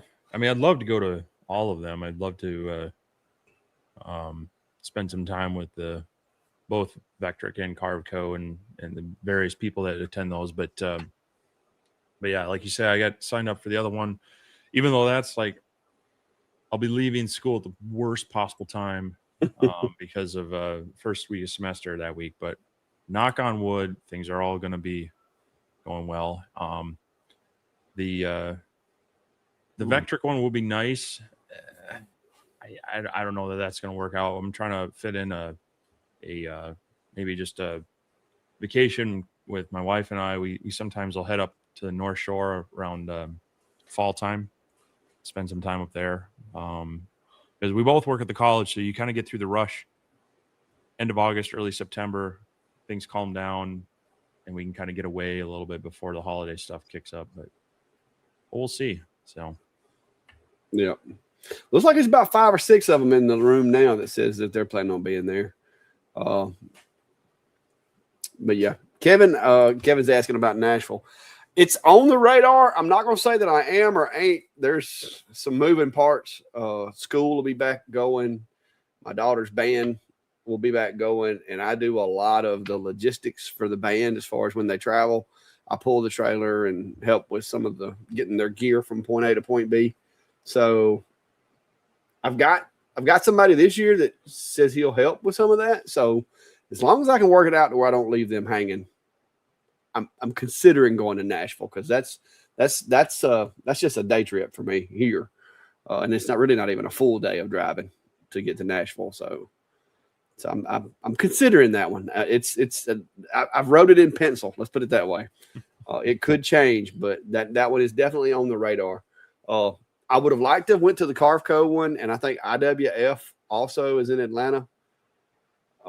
I'd like to go to both of those, but both of those conflict with the Maker event. And rather than going to a CNC only event in Atlanta, I'm going to go to a Maker event that focuses on lasers, CNCs, all of it in Texas. So, and I had already planned to go to that one before I even heard about the other one. So, it's just, it is what it is. But I think the one in Grapevine is going to be a fun event, it seems. I really enjoyed the Workbench Con, but it wasn't really the event that I enjoyed as much as it was the network and getting to hang out. Like, that's where we met JR. I mean, we sat down there and, had a hamburger and drank some beverages with JR a couple of nights, I think, while we were there. Because, I mean, there's really nothing else to do. So, like, when you're there, like, I don't sleep, but maybe like 6-7 hours a night most nights. So, it's just like, just sit around and talk shop and then ease off to the room, get up the next morning, grab some of the continental breakfast or whatever and get back after it, But we'll see. Diamond saying they plan to be at Grapevine as well, or he or she does. Yeah, quite a few people there. Yeah. Hey, we might have enough for a picture. We can get us a picture while we're there, like a group picture. I'm out of shirts again, though. God Almighty. I spend a lot of money on shirts every year. I'm just gonna throw it out there. So I got a handful of them left. Yeah, I need to pick up some more to put some more together, because I know some people were asking beyond that. I only did I don't know, I think I had 13 or so made up for the event, and they all, of course, went quick. And then I had another, I think, dozen hats. So we'll definitely try to get more of that out there and bring some of that with us. But maybe even figure out a way to. I know you work with a local company on your shirts. I'm going to see what I can do about making some available for people that want them. It's always nice that people want to support that way and wear the Blaze orange. Hey, you can wear. Like mine's brighter than yours. You can. Well, this one's old though. You got this one's like this one. I put this on and I started squinting. I was like, oh, this one's been around for a minute. This one's got stains on it. It's been through the washer a bunch. They eventually I had to throw them away because they start looking too dingy. But you can get away with a lot on camera because the camera doesn't pick up a lot of the dirtiness. But you can see that one. See how the graphics start to fall apart. Yeah, this one's very, very old. So, yeah, see, Cody's going to IWF and the Carveco event. Yeah, they reached out and asked me if I wanted to come to the Carveco thing. And like I said, if it wasn't for the conflict, Atlanta's 3 hours. Like, that's an easy one for me. I can, literally get up early in the morning, drive over there, go to the event, and then drive back. Like, that'd be a long day, but I could, But, yeah, the conflict on the dates just got me. I don't know. I mean, I know Carveco was trying to piggyback off of IWF, but between the three organizations, the dates they got me. And from somebody that's helped plan events, that's not really good for the events people to schedule on top of each other like that, because like with vendors, like you're splitting your vendors with the other events. So smart money is to try to separate yourself as far as the calendar goes, so that your vendors aren't tied up, in Texas, that you wanted them to come to Atlanta or whatever. Now, some of these companies are big enough, they're going to send people to both, but just food for thought. Maybe they could all sync up in the future. But that's about all I got today. We had an hour and 40. This thing got quiet. We ain't got no questions. What is up, guys? Everybody got all their talking out at the meetup last week, or on Monday, I guess. Apparently. That we run them all off. I'm not sure which. Yeah, I've got to meet Cody twice at Workbench Con. But since they quit having that, I decided to go to Next Level Maker event, since they shut down Workbench Con or whatever. So, and now he's going to be over there. So, yeah. Too bad, Cody. Too bad. Well, just head west after. I ain't driving to Arizona. I done got that out of my system for a little while. Hey, it's prettier than Iowa. I mean, I'm not disagreeing with that, but I just don't want to drive that far right now. I'm taking a break from long distance driving until at least the end of July, August. Yeah. Oh, see, you've got to taste what it's like to drive through the Midwest, and so for me, it's just kind of like, it doesn't matter where I go. I've got 5 to 8 hours of corn, soybean, and occasional rolling hill to get through. So, Yeah. Oh, Jerry. Yeah, Jerry, I watched y'all's show the other day. I think it was the first one after you got out of the hospital. You and Klondike and all of them. I just sat in the corner quietly so as to not stir up any trouble. But yeah, I watched y'all show the other night. But yeah, that when we were at that was when we were at CES. Was it the first year? Yeah, it was the first year. Well, I think it was last year we were going to try to meet up. And Jerry had something come up, couldn't make it. But now CES will be here before you know it, and unless something major happens, I plan on coming. So appreciate you, Cody. Cody donating to the shirt fund. Y'all go buy some bits so he can get his money back. Steve's gonna break some bits probably. Steve needs like some 5/8 bits for that big old monster. Well, hold on a second.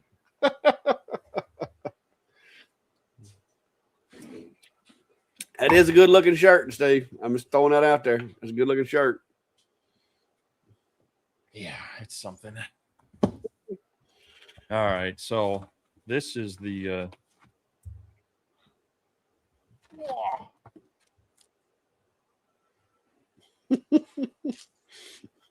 this is you ain't got a banana. We can't tell how big it is. Well, all right, hold on.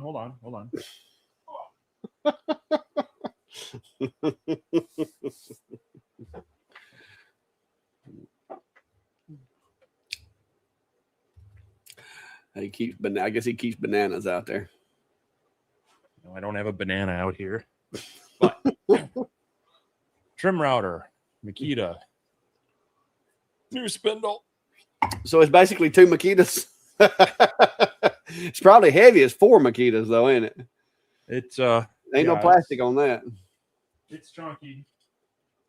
But the cool thing is they call it on there an ER20 instead of an ER11. And it has everything from an 1/8 inch on up to, I believe, 1/2 inch. Cool. Gotta set this down.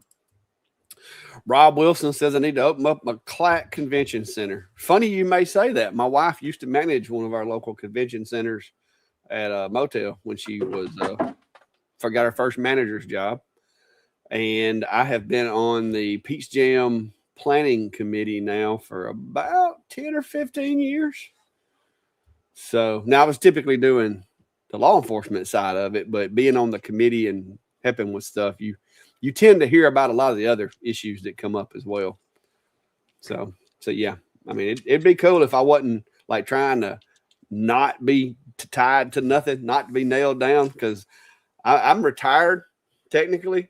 This is my after retirement employment, and I work for myself, and so I really don't want to get tied to anything in particular. People ask me all the time, "Don't you want to like, build your business and start doing this and hire employees and all that?" No, I don't, because if I decide I want to take a month off, I want to take a month off. I don't want to have to pay a bunch of employees standing around not do nothing while I'm taking a month off. So no, I want to expand to the point to where it's beneficial to me, but it is not restrictive of me. It doesn't anchor me down in one spot, because I spent 25 years in a career that had me anchored down, and I don't want to be anchored no more. I like my freedom.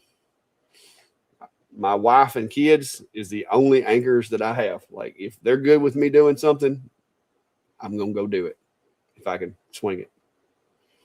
So apparently I have a bunch of these 1/8" ER11 gauntlets. I would imagine so, because of But yeah, look at the yeah, the size difference there on this thing. So yeah, it's going to be a bit of a beast. Diamond State is saying is that a spindle air cooled. It is, isn't it? Yeah. If I say it's a big air cooled, but it's still air cooled. Rob said, "You pulling a clack running all over the shop." Hey, I've been trying to keep an eye on my printer, but I got it on my screen over here now, so I can keep an eye on it and make sure that it's doing what I'm hoping that it's going to do. So yeah, they're so far so good. It's looking like my fix might be working.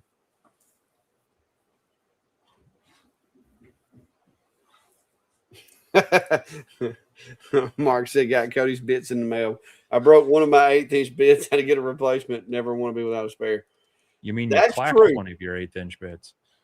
Yeah, well, hey, them I like them, but yeah, you got to be gentle with them, because that carbide is easy. It don't like bending, and the 1/8 ones in most machines, I mean, unless it's like a Cubico or something, it doesn't take them a whole lot of grunting to snap an 1/8 bit, because you got to figure by the time you deduct the fluting on an 1/8 bit, you've technically, I don't know what the measurements are, but it's probably 60% or less of the material that's actually absorbing that pressure. So you got to be careful. I've snapped a few of them. I ain't gonna lie. I ain't making fun of you, because I've done it. And it's usually because I did something stupid, like set my Z too deep or forgot to adjust the pass depth or something like that. But yeah, I mean, I've broke a couple of his 1/4" ones with stupid mistakes. The 1/4" ones, typically when I break those, is because my work holding failed early on or something. That, or forget to turn the your spindle doesn't spin up before it dives into the material or something like that. But yeah, like with my Shipoko, you got to power on the controller and the spindle controller. There's been a couple times I forgot to power up the spindle controller, and it dives that non-spinning bit into the material, and it'll snap a 1/4 that way.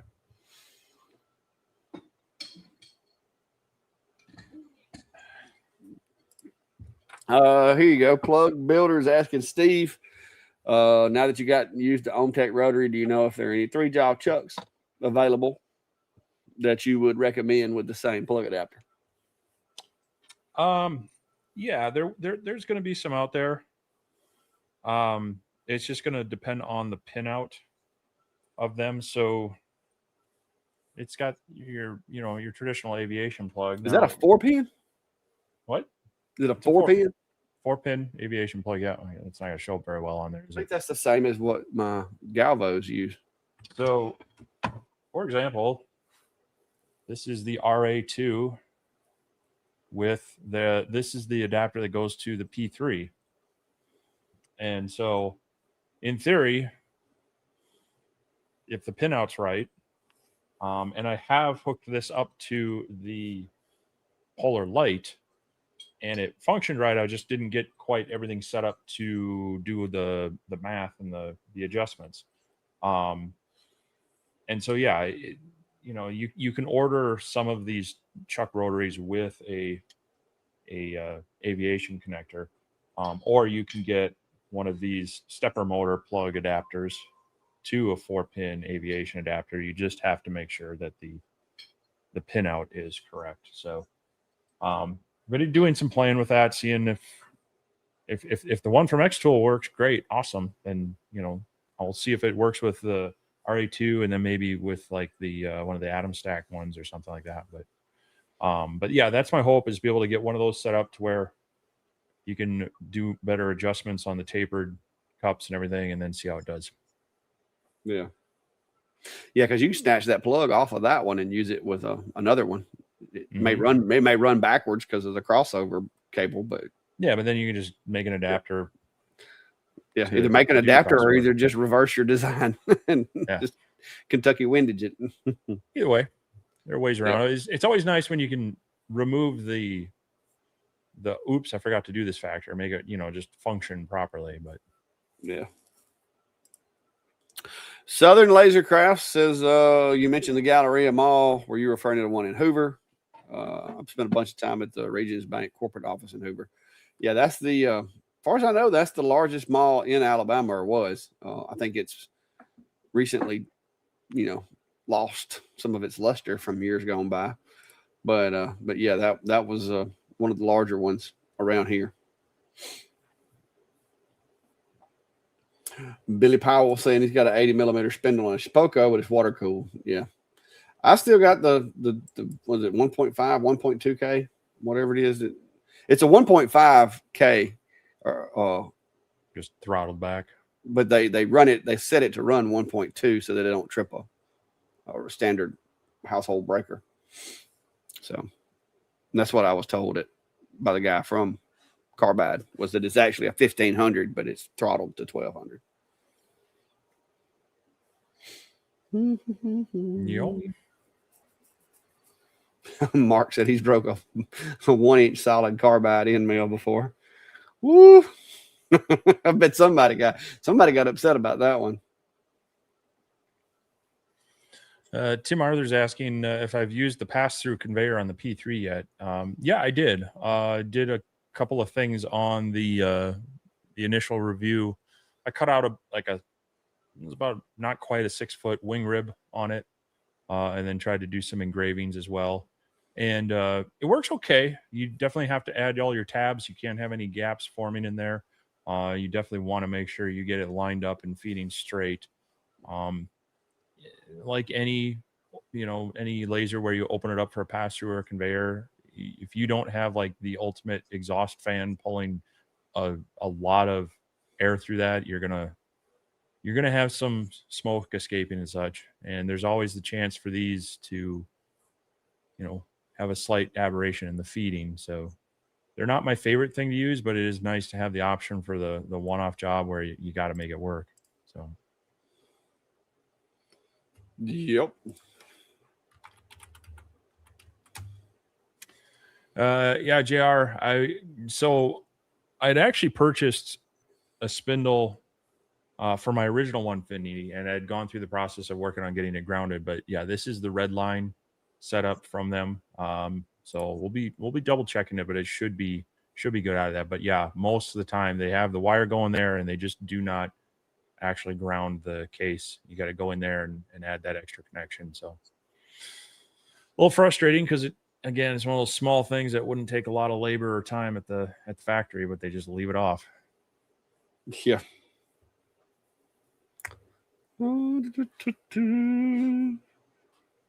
Eileen saying, what events are worth attending on the West Coast? You guys are too far for me, but would love to meet you guys. The farthest west I go is Vegas for CES, but CES is a huge event, and it's not necessarily the cheapest event to go to, but it covers all kinds of electronic stuff. So if you're in the business of cool electrical gadgets, it is fun, but it's not really for everybody.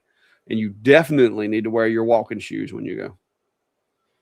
Well, as a matter of fact, you have to be connected in some way to industry.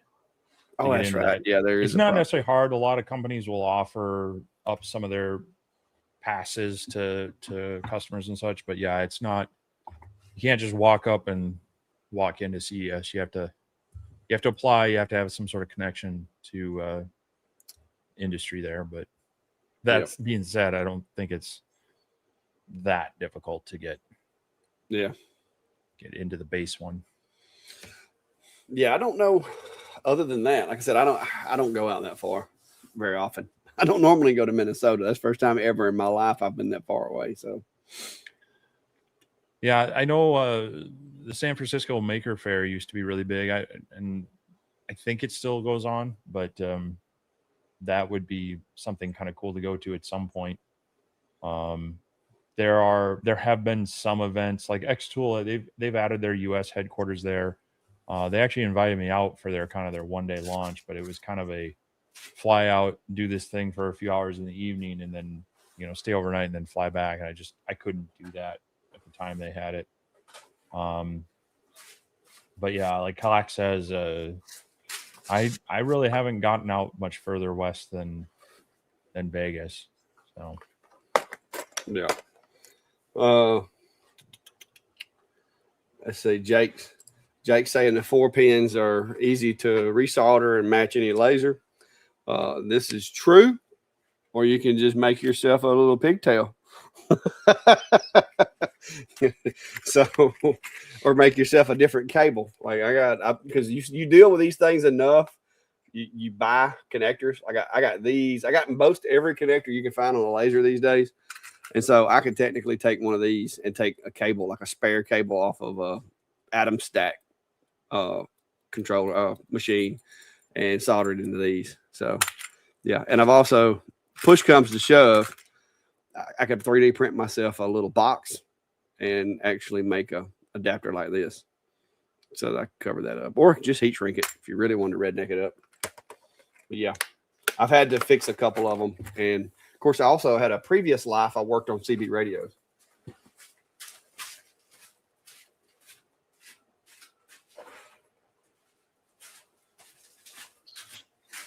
I used to run a CB repair shop out of my house. I had a spare bedroom, and we lived right off the interstate. So I'd have 18-wheelers just pull up in the driveway and bring their CB in, and I would install Connex boards or toys or talkback or tune them up or set their antennas up or whatever right there in my driveway. Well, Tim says he's got a local artist and making a 24-ish wide cut by 45-inch tomorrow. Yeah, just hopefully your material, you've got a little bit overlap front and back, and that'll help you out with that. For me, I did, like I say, I think I was trying to push the better part of an 8-foot thing through it. And I do have some of the extra support rails, but I didn't have anything to put them on it. And so if you can keep everything flat on those tracks and everything, you're usually pretty good. Just when you kind of get out and it starts hanging over and the weight starts pushing on it, that's when it starts getting a little bit sketchy. But I think you'll be probably fine at 45 inches. Shouldn't need much more than the stock rails. Claxons, what was your handle? We don't need to discuss that in the show. It was from a long time ago, and we just gonna squish that one. But I did have one, and yeah. Santa says I can't imagine Clack with a reverb mic. Well, I didn't have a reverb mic, but I did have dual Connexes, so I could actually have reverb on the front, and then throw an echo on the back, and then after and I had a Roger beat, I had a box that I made. This is back when you go to Radio Shack and buy hobby boxes, because we didn't have 3D printers and stuff back then, or lasers. So I had a hobby box. It was probably, I think it was like a 9 or 10-inch wide hobby box. And in that thing, I had the Porky Pigs, all the Roadrunner, the Roadrunner toys and all that. It had the momentary push button, just had a line of them across there. And so I could make some racket. And I had 1,700 watts of power coming out of my little spare bedroom. And if you've ever watched any of my videos and saw this antenna tower that's right here by the end of my house, that is a section. It's a small section, but that is a section of my original CB tower that I installed behind my house. It was a 70-foot tower that I installed, and I had 1,700 watts I had a Phantom, a 10 tube Phantom that I had built that I ran through that thing, and man, I could skip jump, I could talk all over the world on that thing. How Like do I you? could flat talk just from radio to radio. Like I would be coming back from Florida from working on a job in Florida, and as soon as I crossed over into Alabama, uh, I kept my base station at home. I had slider frequencies and stuff that I could kind of get off band a little bit, so nobody else could get there. And so I would slide in between some channels that I shouldn't have been on and leave it on at the house. And I could key up when I came in from Florida to Alabama, and Brandy could hear me and I could talk to her. This is before we had cell phones, and I could talk to her on the way back from Florida from my little Toyota pickup truck that I drove. So it was it was wild. And then I had a kid and had to sell all my gear because I had to have that room for a baby's room. How did you not get a visit from the FCC? I did. I I was gonna say, Yeah, that's because way above. yeah, it was 7 watts was legal back then. It was 7 watts. And it didn't help that my house was directly across the road from the state emergency management center. And they have this back then they did everything over microwave. Like a lot of their communications was done through microwave and radio towers, like basically like a mesh network that they had built. And apparently between like 7 and 7:30 was when they did a big like system-wide transmission or whatever. And apparently 1700 watts is enough to disrupt that flow of data and cause it to shut their system down. Yeah, I was sitting at the house one day and this white van with antennas all over it pulls in the driveway, and I'm like, oh no, I'm done. And they just walked to the house and they introduced themselves and said, we're so and so with this, Federal Communications, whatever. And I'm like, I'm pretty sure I know who you are. And they're like, hey, so that we don't have to come back, is there any way that on this day of the week we can have the airways from this time to this time? And I'm like, absolutely. So I put a Post-it note up in my radio room to make sure I didn't get over 7 watts on that day of the week. And they never showed back up. So everybody was happy. I did have to buy my neighbor a new cordless phone he lived about a quarter mile from me, because he'd be on a cordless phone, and when I'd key up, he could hear me talking. And so I went to Radio Shack and bought him a cordless phone that was far enough from the frequency that I used that he couldn't hear me. And other than that, he said the only time he could hear me was if he put his head in the refrigerator. When he was getting something out of the refrigerator, he could hear me through his refrigerator. So those was wild days back then, guys. I mean, it was wild. I need to find some pictures. I've got pictures somewhere of all that stuff. But yeah, it was crazy.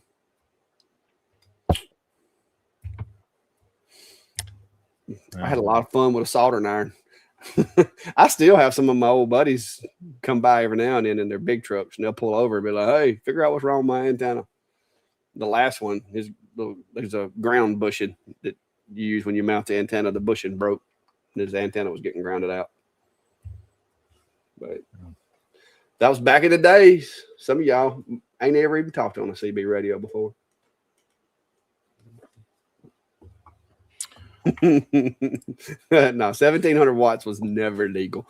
My barefoot station, it dead keyed a half a watt and swung 46, I think it was, like out of the box. It was a Galaxy DX77 with extra bands and sliders.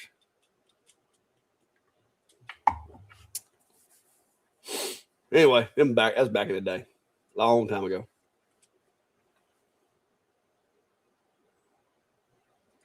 Yeah, I should have taken the ham test. I never did, because I mean, I just didn't.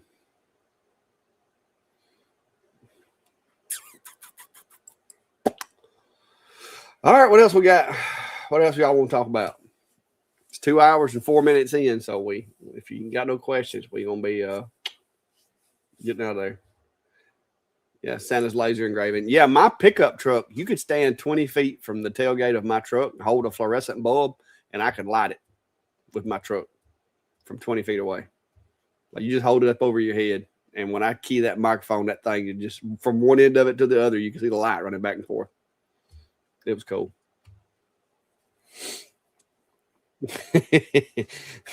Yeah, 1,700 watts was a lot. It was a lot. I'll probably end up with like my hair falling out when I get older from sitting in the room with all that stuff for so long. But it was fun.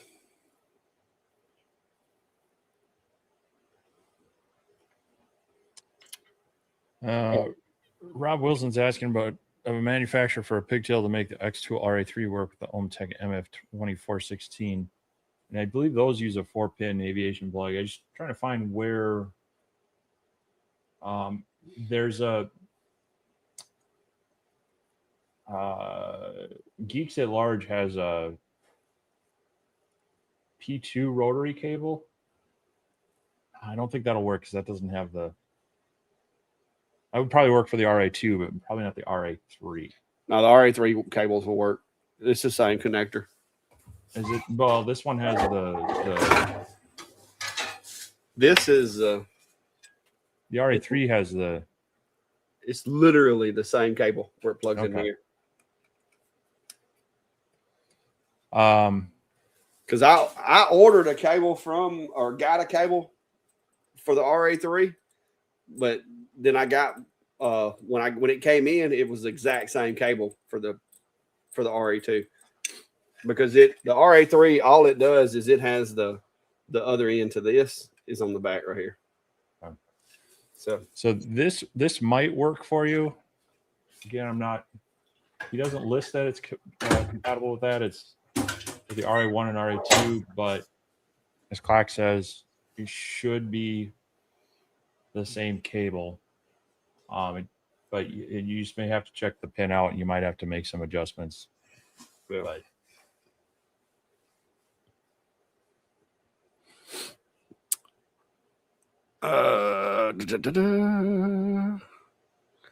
But yeah, that cable works with the RA2 or the RA3 because that's the same cable I used when I did my video for the RA2 and the RA3. Matter of fact, it's over there on the other side of the room. Ken's asking if you had a problem with exhaust fans on your alien cell. I took my little sponges out because they just kept stopping up. Yeah. They're literally laying right here.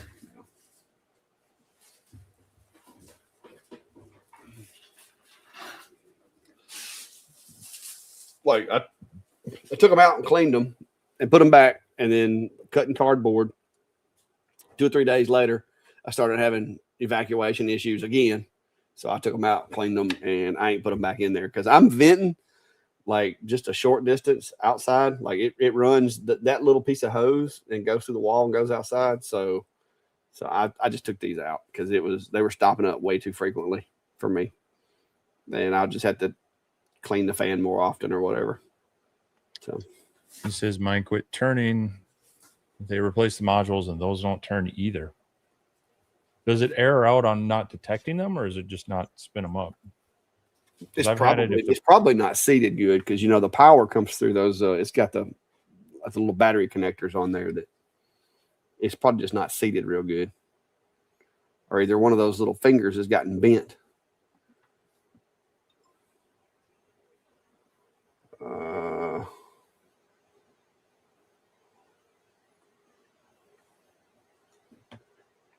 You know what I'm talking about? Because like if you don't have it seated in there all the way.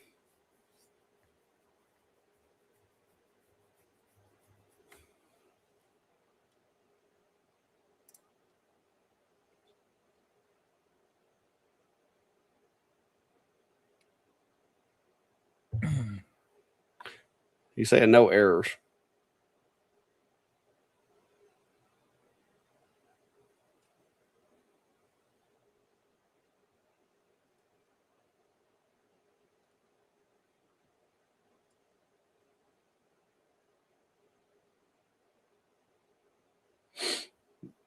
You had any problems with yours or? Nope. Roger. The only time I had a problem was when it wasn't seated right, and then it was throwing me an error that it didn't detect the module. So.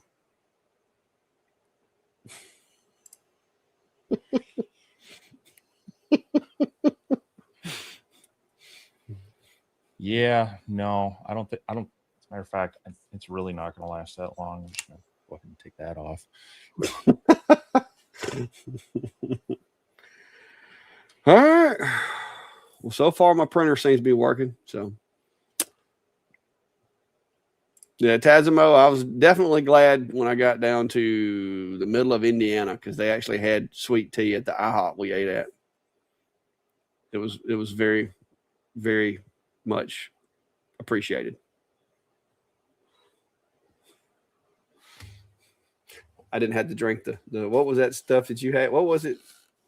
Oh, crap. What was it called? The lemon tea that you had? Well, is extra sweet tea from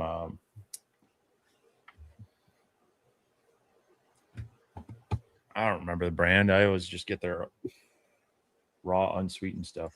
Pure It was Leaf. from the really elaborate gas station that had everything Yeah, except for furniture. Pure Leaf is the brand. And it was their extra sweet tea. Yeah. Well, there's your one. It's actually a Pepsi product. There's your one to close on. What are your thoughts on the IKEA Master so far? I already had to adjust the mirrors on mine as soon as getting it. Well, I haven't had to adjust the mirrors on it, which kind of looks like it's a little pain to get at them somewhat. It's a decent desktop laser. Works. I've only done a couple quick tests with their rotary. You got to have the riser base for it, which kind of sucks. But if you're looking for a compact desktop CO2 laser that also can support a chuck rotary, this might be it. It's not going to win any awards for the most powerful or the most working area by any means, but it's probably more portable than say the OhmTech Polar Light, definitely the X-Tool P2, similar to the Monport Reno 45, but yeah, I mean it's a little nicer than the Monport Reno 45, and it has the built-in air assist bypass that you don't have to monkey with to get it. So if you're looking for kind of I would say you got your K40s, which I would stay away from. You're kind of the lowest quantifier that I would say of a CO2 is maybe to look at the Monport Reno series. And then the IKEA Master kind of fills in that next step up where you want maybe a few more features, maybe a little bit better built-in software. But it's also it's still fairly compact, and so that is limiting in and of itself. But it's been working. It's done everything I've asked for it within that working space. But we'll see, over time, do maintenance issues pop up or do I find other quirks about it? Yeah, seems Mark, they do not have a Boosie's here in Minnesota. Boosies.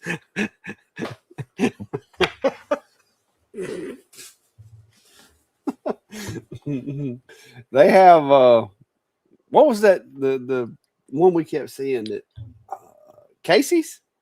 Well, there's Casey's, which is based out of Iowa.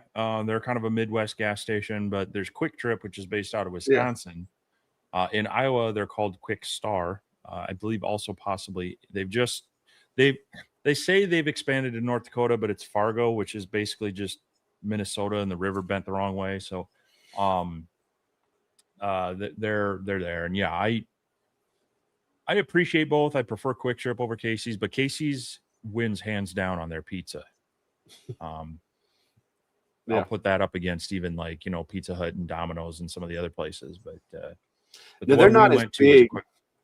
Yeah, they're not as big as a Buc-ee's, but no, but also you don't have to plan your trip to go there. You just stop.